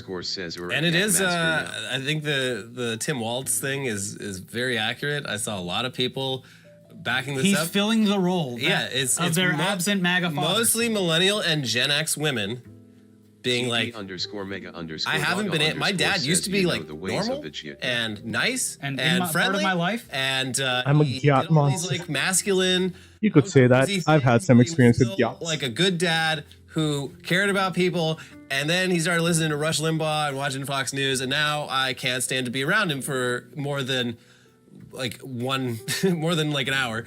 But Tim Waltz is like sort of fills like that role of like, a boomer who isn't a fucking piece of shit.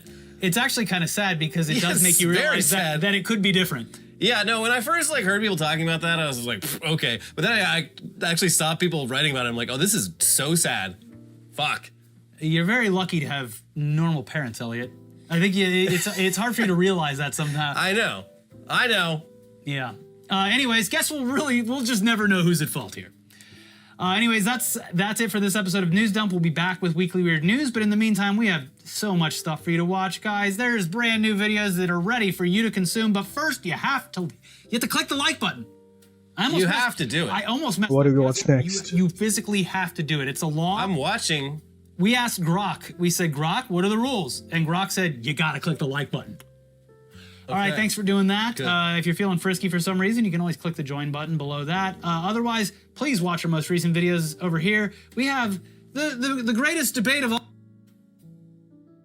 Let's listen to some Peter Zion. You've got the idea.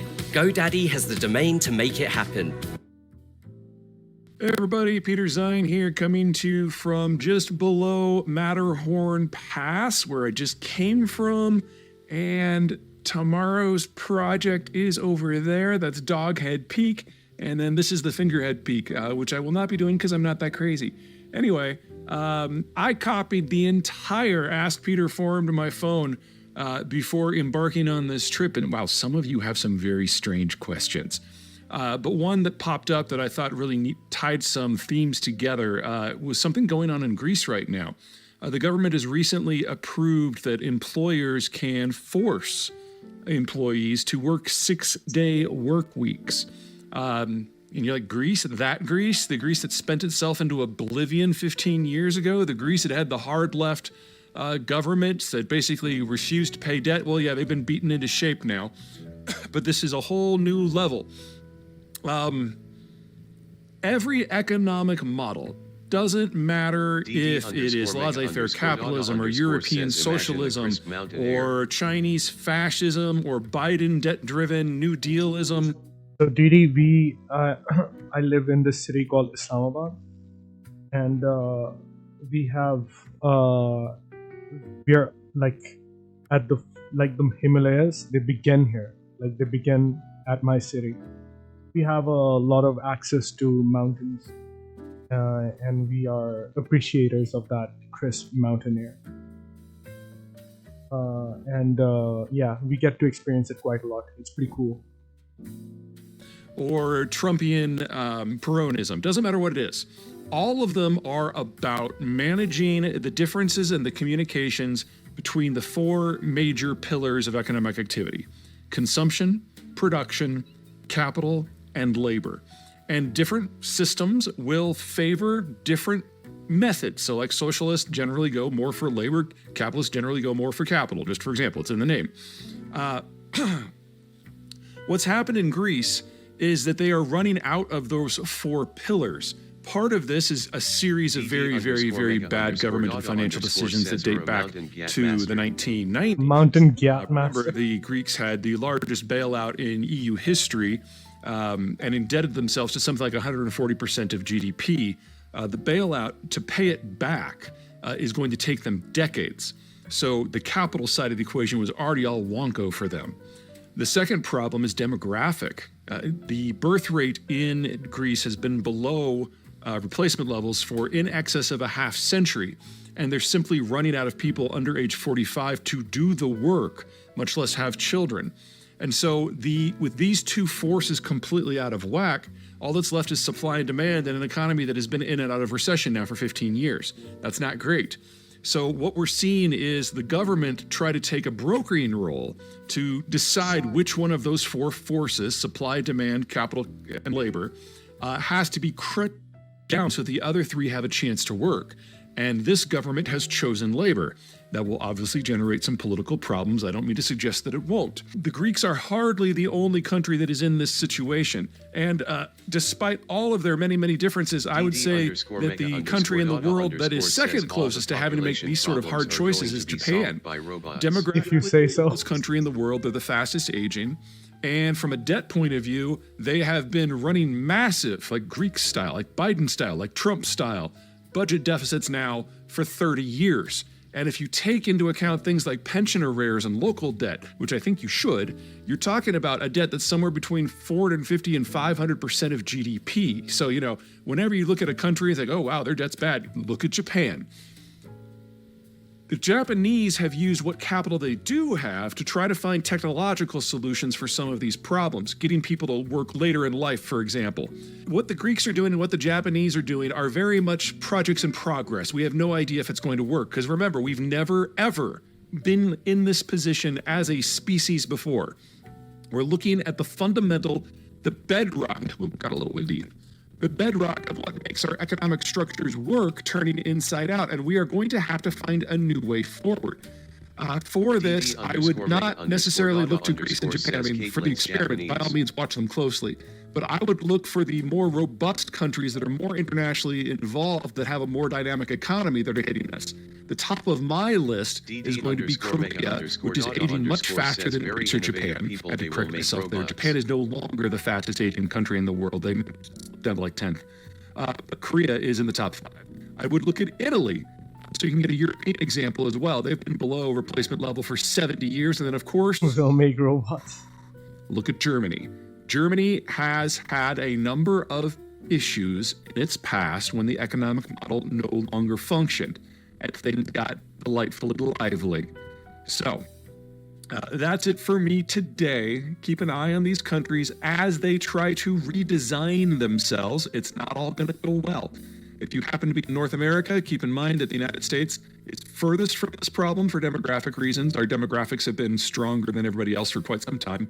And Mexico has the best demographics in its peer class. So Mexico City and Washington get to watch everybody else and see how they stress over this. And hopefully we will learn something from that.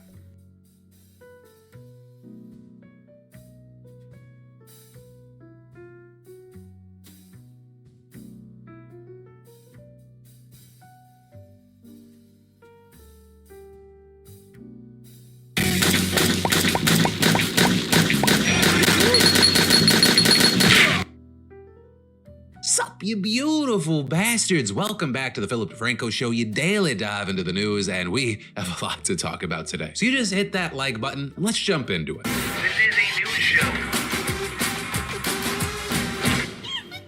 If you live in or near North Carolina, or you know someone who does, listen up. Right, because currently there is a convicted child murderer who's on the run after escaping custody in North Carolina. So meet Ramon Alston, who in 2018 was convicted for the 2015 murder of 1-year-old Malia Williams. This little 1-year-old was just playing outside her family's apartment on Christmas Day when someone opened fire from a car driving past, with Malia getting hit, then taken to the hospital where she ended up dying 3 days later. For this, Alston was sentenced to life in prison at the Birdie Correctional Institution in Windsor, North Carolina, and that is where he has been since until this week. Because on Tuesday, Alston was being transported to the UNC Gastroenterology Hospital in Hillsborough for a follow-up medical appointment. According to the North Carolina Department of Adult Corrections, action, the prison transport van rolled up to the hospital around 7 in the morning. When the officers opened the door, Alston just jumped from the van and ran into the nearby woods, with the department also saying he had freed himself from his leg restraints but still had handcuffs and a waist chain on. Also, if you're wondering, yes, according to the department's communications director, Keith Acree, police did have weapons at the time of Alston's escape, but they didn't fire because, quote, it all happened so quickly. And so now, 2 days later, this baby killer's still on the run, with sniffer dogs being brought in, helicopters sweeping over the area, Orange County Sheriff Charles Blackwood saying they've even talked to Alston's family in the area with varying degrees of cooperation. But still, there's just no sign of him. And at this point, the U.S. Marshals and the FBI have jumped in on the hunt. According to Acree, 335 law enforcement personnel from 19 different agencies have covered 1,335 acres of land in this search. And between the state, the FBI, and the U.S. Marshals, the reward for information leading to Alston's capture has been bumped from $25,000 to $50,000. But as of yesterday, Blackwood told a news conference that they have, quote, no concrete leads on Alston's location. Though the emergency services director for Orange County said that Alston is likely not in the immediate vicinity of the hospital. And adding, we feel comfortable in saying that the community is not in imminent danger or risk right now. But still, Blackwood has asked those residents to remain vigilant and to check their house cameras for any sign of where Alston went. And this, as Acree told the New York Times, that while there isn't any direct evidence that Alston has a weapon, he should be considered armed and has likely gotten out of his handcuffs by now. With Blackwood also noting there, he's extremely cagey, he's extremely dangerous, and he has nothing to lose. But for now, that's really all we have on the status of the search, with authorities saying they don't want to publicize all their information, but it is possible that Alston has left the state. And Acree saying the ground search phase of this is coming to a close, and it becomes more of a phase where we follow tips and follow leads and work the investigative angle of this. So keep your eyes out, be safe, but if you see something, say something. And then, let's talk about this reckoning on child fame that we've been seeing lately. Right, earlier this year, the Quiet on Set documentary really exposed horrifying things that were happening behind the scenes at Nickelodeon. And now we've got this Demi Lovato directed documentary called Child Star that's coming out next month, and in it, Demi will tell her own stories and also talk to other former child stars like Drew Barrymore and Christina Ricci. Though notably with this, she also did an interview with The Hollywood Reporter ahead of it, and the outlet said that the doc does not place direct blame on anyone the way Quiet on Set did. Instead, saying that it examines the industry overall, looking at what happens when you give a serious job and serious money to a child. And there, Demi saying that having a child bring home paychecks, it really changes family dynamics, and adding, it becomes like, how do you discipline the breadwinner? I mean, my mom and stepdad would try to ground me, but I was an egotistical child star and I thought I was on top of the world. I'd be like, but I pay the bills, and what do you say to that? With that, you had Disney Channel saying at the time that they kind of left it to the parents to raise their children, but Demi said that it would have been better if Disney had done more, at least at the time that she was there. Arguing, I just think leaving it up to the families is really risky because not everyone has a healthy family dynamic and you're putting them in a pressure cooker. Though there, you had the outlet noting that in the years after Demi... What are you going to draw next? I'm not sure. And of course, all of this I think I might been very add open another and honest character about dealing behind with substance abuse, body image issues, and other complicated problems at an incredibly young age. But they're noting that those issues made her prone to really heated onset outbursts, and she now just overall regrets her behavior, saying, I think I'd passed the threshold of what I could withstand emotionally and physically. And it's easy to excuse that behavior because I was so young and in so much pain, but I'm really remorseful, and that's a guilt that stays with you forever. But also, you have people saying some of the most interesting parts of this profile came from not discussing the past, but the future. With Demi and Camp Rock co-star Allison Stoner saying they're both encouraged by younger generations because they're learning more about boundaries and mental health much earlier. But still, one of the reasons Demi made the upcoming doc was to enact change. Right? Because while some attitudes might be healthier, child stars have to deal with so much more now in the age of social media and influencers. So with that, you have Demi speaking with activists and lawmakers who are working on legislation that would help online child stars and make sure that they're legally entitled to the money that they earn. But this notably, as she also echoed comments that she's made in the past that no child should ever be in the limelight. Also, while we're here, we have other quickie entertainment news, like the fact that we're seeing a ton of fallout at a major Hollywood agency. And that because earlier this month, a report from the Daily Mail alleged that Casey Wasserman, the CEO of the Wasserman Talent Agency, was a serial cheater who had a string of affairs with his female employees. And even though that might seem like just some kind of tabloid scandal, the situation has really blown up, especially because Casey also happens to be the chairman of the 2028 Olympics in LA. His agency also represents a lot of super big names, some of whom aren't happy about these reports, namely Billie Eilish, because she just left the Wasserman Agency over this, with sources telling The Wrap that she was very upset about the allegations. And a spokesperson for her adding, while grateful to their former live booking agents at Wasserman, Billie Eilish and Phineas O'Connell have opted to have film, TV, and music handled by the same agency, WME, moving forward. And according to Variety here, Billie did not work with Casey closely, but once the report came out, she had no desire to be associated with the agency at all. And so it'll be very interesting to see if and who follows, with Variety noting that names like Kendrick Lamar and Chappell Roan are also represented by his agency. And notably, this is all happening as the Olympics are being handed off from Paris to LA, so it'll be very interesting to see if there are any other dominoes that start to fall. Then, jumping from mainstream to online, we have Dr. Disrespect in the news, and that because seemingly the streamer has deleted his earlier confession admitting to sending inappropriate messages to a minor. Right, and all that connected to to initially allegations swirling around that he'd been banned from Twitch in 2020 for sexting someone underage, with him then in June taking to X to say he's, quote, no fucking predator or pedophile, but at the same time, Did you just ask me to rate Billie Eilish's gaps? I'm not doing that. I'm not rating real people's gaps. Sorry. That the ban did in fact have to do with messages to a minor that, quote, sometimes lean too much in the direction of being inappropriate. Also, I can't, because Billie Eilish is like exactly half my age. But also there you had him claiming nothing illegal happened, no pictures were shared, no crimes were committed. But then after that, all really people saw from him was him sharing a cryptic tweet with an image seeming to show him playing chess against someone else playing checkers, with him also then replying to some others on the platform. But now that earlier tweet, that confession, it's gone. So this is the internet, so nothing's ever really gone. With a number of people immediately posting screenshots of the various versions of the original statement, right, because he had actually edited that post multiple times. But now also, along with deleting the earlier post, you had Dr. Disrespect tweeting yesterday, vacation is just too good right now. We'll be back soon though, champs. We have lots to talk about. And so with that, it appears he is going to try to make some sort of comeback. Though the details of how and where, that remains to be seen right now. Though with that, there has been a good amount of speculation that it would likely be with a streamer like Kick. But then with that said, the final bit of quick entertainment news, it actually centers around Matthew Perry. Along with the text, I wonder how much this moron will pay. Because that was a text message that was actually found on the phone of a doctor who's now been arrested as part of a drug investigation into Matthew Perry's death. Because if you didn't know, Perry had struggled with drugs and alcoholism for decades, even while filming Friends, with him ultimately being found face down, dead in the hot tub at his Pacific Palisades home back in October of last year, with the LA County Medical Examiner's Office able to quickly determine that he OD'd on ketamine. And while at first his death was ruled an accidental overdose, in May, the LAPD and federal authorities opened an investigation into how he got a hold of that ketamine. And with that, we now have the Justice Department announcing today that 5 people have been arrested, including Perry's live-in assistant, 2 doctors, and a trafficker known as the Ketamine Queen, with the department alleging they uncovered a broad underground criminal network, and adding, these defendants took advantage of Mr. Perry's addiction issues to enrich themselves. They knew what they were doing was wrong. They knew what they were doing was risking great danger to Mr. Perry, but they did it anyways. In the end, these defendants were more interested in profiting off Mr. Perry than caring for his well-being. And prosecutors saying that over a 2-month period during the fall of last year, they gave Perry 20 vials of ketamine in exchange for $55,000. With that doctor who called him a moron at one point also injecting him and watching him freeze up as his blood pressure spiked. But the DOJ adding there, despite that, he left additional vials of ketamine to Perry's assistant to administer to Mr. Perry. And also, as part of this investigation, prosecutors say they raided the Ketamine Queen's home and uncovered a drug-selling emporium filled with doesn't matter, I would know. Thousands of pills, methamphetamine, and cocaine. They're being hit with multiple counts of distributing ketamine and forging documents related to the investigation. And then as far as everyone else, we are seeing similar charges, including distribution of ketamine resulting in death. With now all of these defendants facing anywhere from up to 10 years to over 2 decades in prison if they're convicted. And then, never before have I ever seen a nap be at the center of a controversy. But today, we're here thanks to the Greening of Detroit, a nonprofit environmental group taking a group of teens on an educational field trip to a courthouse. And while there, you had Judge Kenneth King talking to them, and at that point, a 16-year-old girl apparently fell asleep twice. And so, with that, you had King's response being, well, naturally, to threaten to throw her in jail. You fall asleep in my courtroom one more time, I'm putting you in the back, understood? You don't care? As soon as we bring the prisoner out, she can sit back there. But then instead of actually putting her behind bars, he made her change into jail clothes and put her into handcuffs, with him then continuing to argue over what he perceived as her giving him attitude. You sleep at home in your bed, not in court.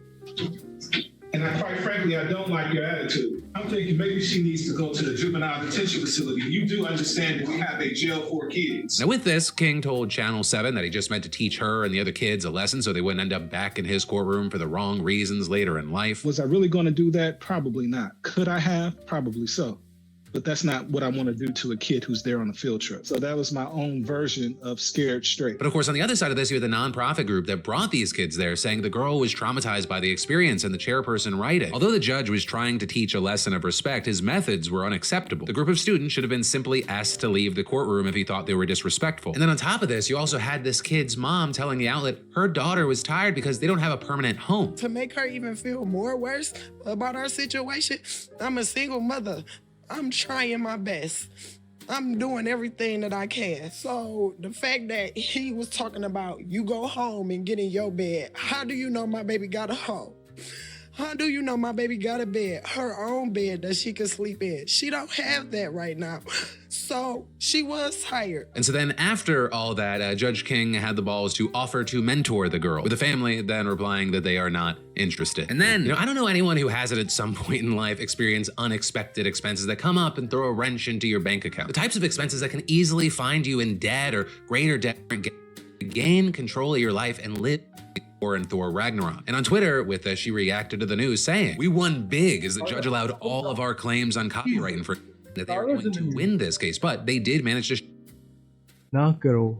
Carla's in the news. that the AI companies plausibly infringed on their copyrights when to find out how much these AI companies have stolen. Because artists debt analysis and it only takes 30 seconds. So stop waiting and start saving. Get a free debt analysis right now at pdsdebt.com/DeFranco. Because nobody likes the stress of mounting debt and the pressure that comes with that. Surviving, it's not living. Regain control of your life and live for you, not your debt. And then, in potentially game-changing AI news, we may be about to find out how much these AI companies have stolen. Because artists are now claiming that they've scored a huge victory this week after a judge denied a motion to dismiss their case against AI giants like Stability AI, Midjourney, and Runway AI. Now, this doesn't mean that they are going to win this case, but they did manage to show that the AI companies plausibly infringed on their copyrights when training their generative AIs. And specifically, what we're talking about is the high-profile case that was brought by Carla Ortiz, who has worked on major titles like Black Panther, Avengers Infinity War, and Thor Ragnarok. And on Twitter, with this, she reacted to the news saying, "We won big as the judge allowed all of our claims on copyright infringement to proceed, and we historically move on the trade dress claims. We can now proceed on to discover." And adding, "We are now potentially one of the biggest copyright infringement and trade dress cases ever. Looking forward to the next stage of our fight." You know, that next stage of discovery, it could be groundbreaking, because it means that all of these AI companies are now required to hand over a ton of information about how their AIs work and how they train them. And if they don't, well, I mean, they're going to have bigger problems to worry about when the court cracks down on them. And so with this, you have the plaintiffs pretty confident that the discovery is going to show just how much of their copyrighted works were used to train these models and how other actions by the companies infringed on their trademarks. Because in particular, there are US laws that protect an artist from the commercial misuse of their names and unique styles. And that last part is very important because the plaintiffs claim that Midjourney CEO misled consumers when he posted a list of 4,700 artist names on Discord and claimed his AI could mimic their work, with the argument saying that by posting their names, consumers were misled into thinking they supported AI when they often clearly do not. It is believed that this specific claim could actually be summarily judged, meaning that the evidence is so overwhelming that the judge doesn't even need to go to trial for it. Notably, with this situation, the discovery process also gives Ortiz and others a chance to amend claims that were already dismissed, such as, for example, the accusation that the AI companies unjustly enriched themselves off the artist's work. And if the discovery backs up that claim, the plaintiffs will be allowed to amend their case to try and get that back on. And that would be huge, specifically for showing damages, which is important in civil cases. However, it wasn't all wins for the artists. Right? They tried to accuse the AI companies of scrubbing content management information from their work in direct violation of the DMCA. But there, we saw the judge throw it out under a legal framework that hasn't been challenged much. So for now, it means the claims there, they won't be allowed. However, it does leave the door open for them to be brought up again later in a different case using slightly different arguments, or if the framework that was used to dismiss it is later removed. And so for now, we'll have to wait and see what happens, right? Because there is a small chance that the judge orders discovery, but also says that it can't be released to the public until proceedings are done, which, you know, in my opinion, would be an example of being too demure, being too mindful, because I'm a gossipy, nosy bitch, and I want to know all the secrets. And then, in huge news, it's going to help millions and millions of people. For the first time ever, Medicare has negotiated prescription drug prices down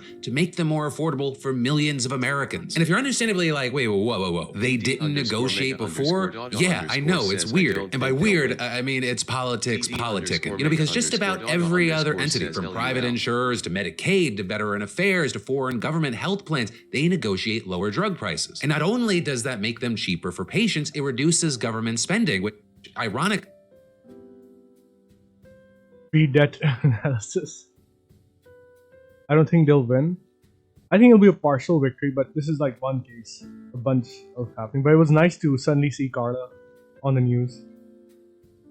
Is what Republicans claim to want. And I say ironically because when Medicare Part D was created back in 2006, the GOP actually banned it from negotiating. It's literally one of the reasons why so many Americans pay so much for prescription drugs, as Biden pointed out last year. We pay more for prescription drugs than any other major economy in the world. But you might remember the 2022 Inflation Reduction Act granted Medicare the power to negotiate. And for the past year, that's what the agency's done for 10 of the most expensive and popular drugs, with those being some that treat high blood pressure, arthritis, cancer, diabetes, diabetes, says you like autoimmune Carla diseases, or and heart something. failure, with 8.8 million people receiving these medications under Medicare Part D last year. And so now all those people, and likely more, that are going to need those medications, they're going to pay a hell of a lot less in out-of-pocket costs. Right? Because the government just announced the new prices, and the discounts, they range from 38%, which is still huge, to 79%, which is absolutely massive. So for example, a senior that's taking Stelara, which is a drug for Crohn's disease, inflammatory bowel disease, plaque psoriasis, and arthritis, they currently pay a 25% coinsurance for that, which may amount to about $3,400 for a 30-day supply. But under the new price, the same coinsurance would shrink to $1,100 instead. And actually, in all, the cost of these 10 drugs to Medicare, which was $50 billion in 2022, one, that would have been cut down by $6 billion if prices had been negotiated in 2023, and two, beneficiaries who forked over $3.4 billion. You like Carla or something? No, she's super cool though. I met her, I hung out with her in Bali. It was pretty neat, man. I have, wait, let me see if I'm logged into Facebook. I might have some of those pictures up. Like we did, we were having fun, and we're like, let's take pictures like we're shooting for a Christian rock album cover. Wait.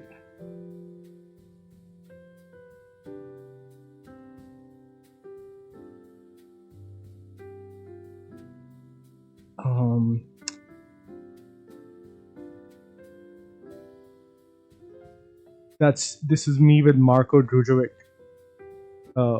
Wait.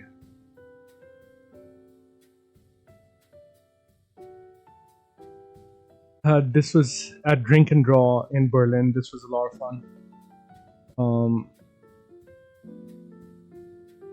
This is me with Marko Drujovic. He's an awesome illustrator and concept artist. I didn't have a beard back then.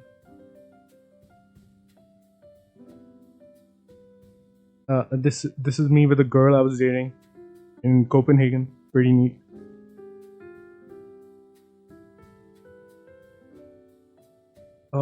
I don't know. Okay, they're not here. Where are my pictures with Carla?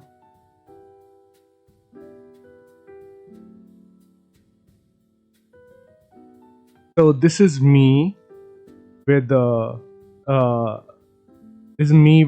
Raposa, James Zapata, Underscore mega underscore dada underscore says you got gyat.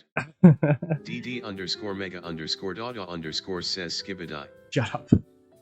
This is me with Dave Raposa, James Zapata, Dan Warren, Kaskia Suskind, and Carla Ortiz. And yeah, Carla is a lot of fun. I have, yeah, this is one of the pictures. Where, yeah. This was a fun day.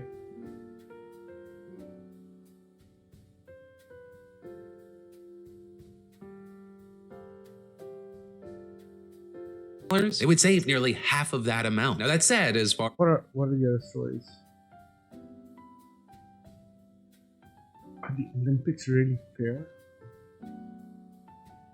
there was a whole lot of anger and division this year. From the pro-LGBTQ opening ceremony to the trans not trans boxing controversy to the Chinese doping allegations. But in focusing on these specific issues, most observers miss the fundamental problem that betrays the Olympics' ideals of fairness and equality, right? And it's called technological doping. And unlike traditional doping where you take illicit drugs to get an advantage, this kind isn't inherently illegal. In fact, it's ingrained into the games themselves. And, to explain this, let's look at one of the most infamous cases of alleged technological doping, the Speedo Laser Racer swim.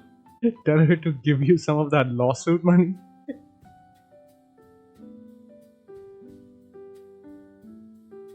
Nah, man, that lawsuit is completely like crowdfunded the money for it. So no. Right, and if you don't remember this bad boy, this was the full bodysuit that was co-developed by fucking NASA and carefully engineered to mimic shark skin. Though I will say the research suggests that the fabric plays less of a role in performance than the full body coverage. With that, reducing drag and making energy expenditure more efficient by minimizing muscle vibration and smoothing skin texture. And so what we saw at the 2008 Olympics in Beijing is that athletes wearing this swimsuit, they won 94% of all swimming gold medals and set 23 out of 25 new swimming world records. Which, I mean, to put that in perspective, that many records had not not been broken since 1976 when swimmers started wearing goggles. And so what we saw is that people complained that the suit was unfair, and World Aquatics, the governing body for water sports, they banned the full body swimsuits. But like a game of whack-a-mole, the tech doping problem just kept popping up. Like in 2019, for example, when Nike created a super shoe specifically designed for a Kenyan distance runner. And with those, he ran a record-breaking, though unofficial, sub-2-hour marathon, with runners then picking up the shoe's commercial versions, the Alpha Fly and the Vaporfly. And along with that, breaking a whole slew of distance running world records in 2020, prompting Usain Bolt to call the shoes unfair and laughable and to claim he would have run even faster if he had worn them. And yeah, research has shown that the Vaporfly shoe line improves running economy by an average of 4%. And doing this with energy-returning foam, a carbon fiber plate, and a curved shape that makes them lighter, softer, and bouncier. And what we ended up seeing is World Athletics updating its rules to cap maximum heel height at 20 to 40 millimeters, limit shoes to one rigid plate, and mandate that shoes be available to the public for at least 4 months. But still, even with the restrictions, Nike shoes had an edge over other brands, which when you're talking about the best of the best of the best athletes competing at the limits of human performance,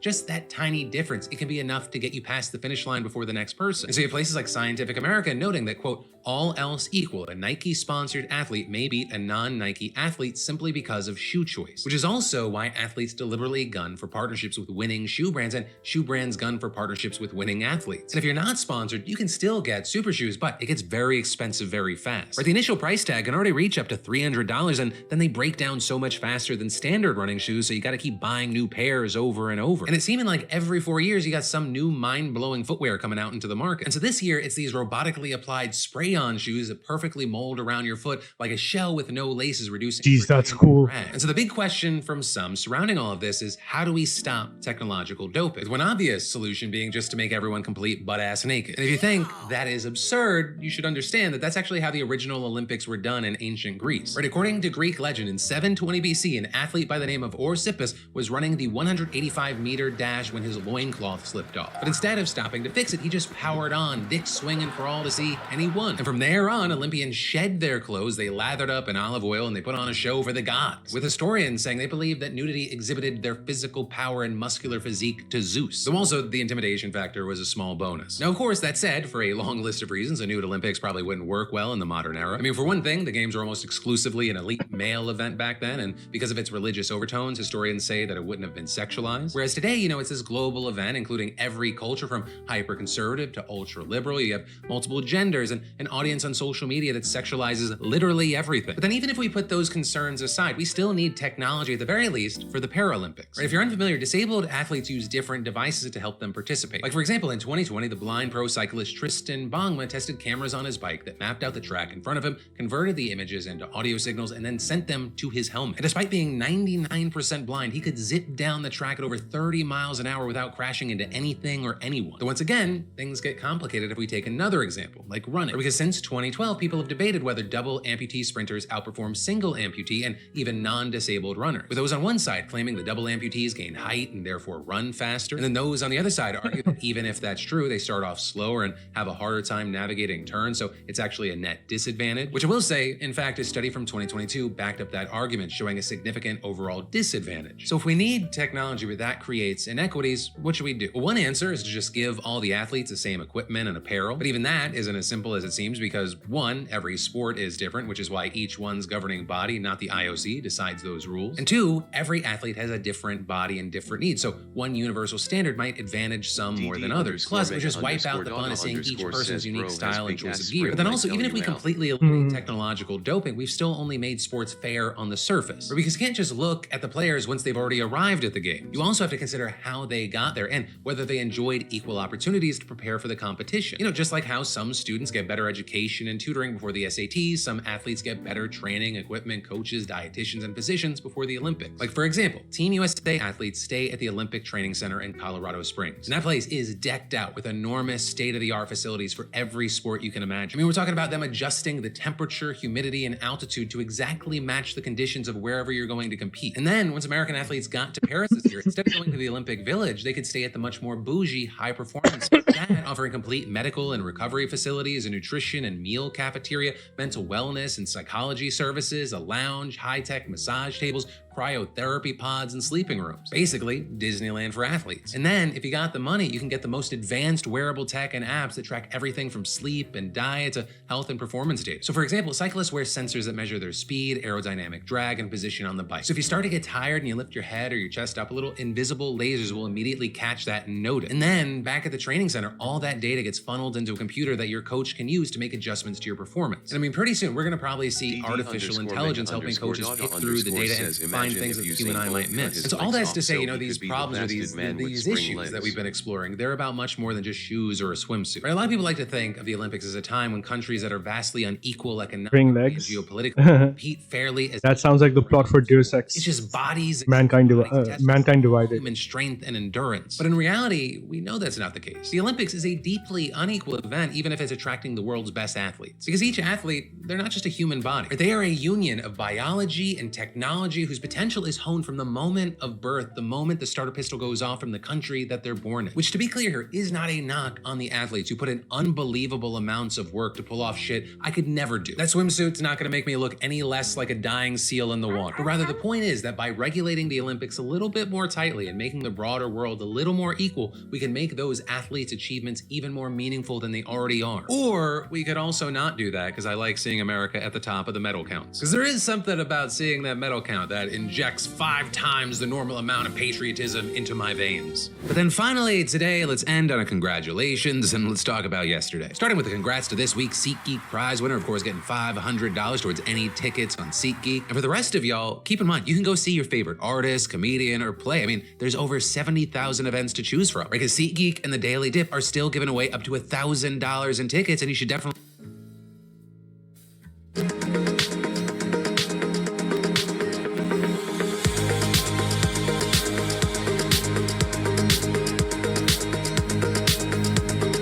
I'm thinking I'm gonna put Zangief or Blanka behind her. This is Bosnia and Herzegovina, a nation that is home to perhaps the darkest geopolitical backstory in all of Europe, which is saying a lot. For many, the all too recent memories of conflict represent the high cost of independence from the Socialist Federation of Yugoslavia, a large state in the Western Balkans that no longer exists. The end of the conflict in 1995 triggered the beginning of a colossal economic recovery effort, which not only sought to physically rebuild Bosnia and Herzegovina, but also sought to restructure the economy away from centralised planning and towards free markets. Almost 30 years on, and the nation has transitioned from socialism to capitalism with mixed success. Now an upper middle income economy, Bosnia and Herzegovina is experiencing robust growth in tourism, energy production and metal manufacturing, whilst maintaining low levels of public debt and high reserves within its banks. What's more, the country has had a clear goal to work towards, having been formally granted candidate status for the European Union in 2022. This is Cammy sandwiching her. with Bosnia and Herzegovina benefiting from increased confidence, market access and participation in sandwich. whilst the EU manages geopolitical risk by befriending a nation with a significant pro-Russia cohort in its population. But regardless of its relationship with the EU, Bosnia and Herzegovina has The other girls are like this tall. challenges which have, if anything, Marissa's like since that becoming an tall. independent state following the war. Ineffective governance, chronic unemployment, and a steadily I think it would take too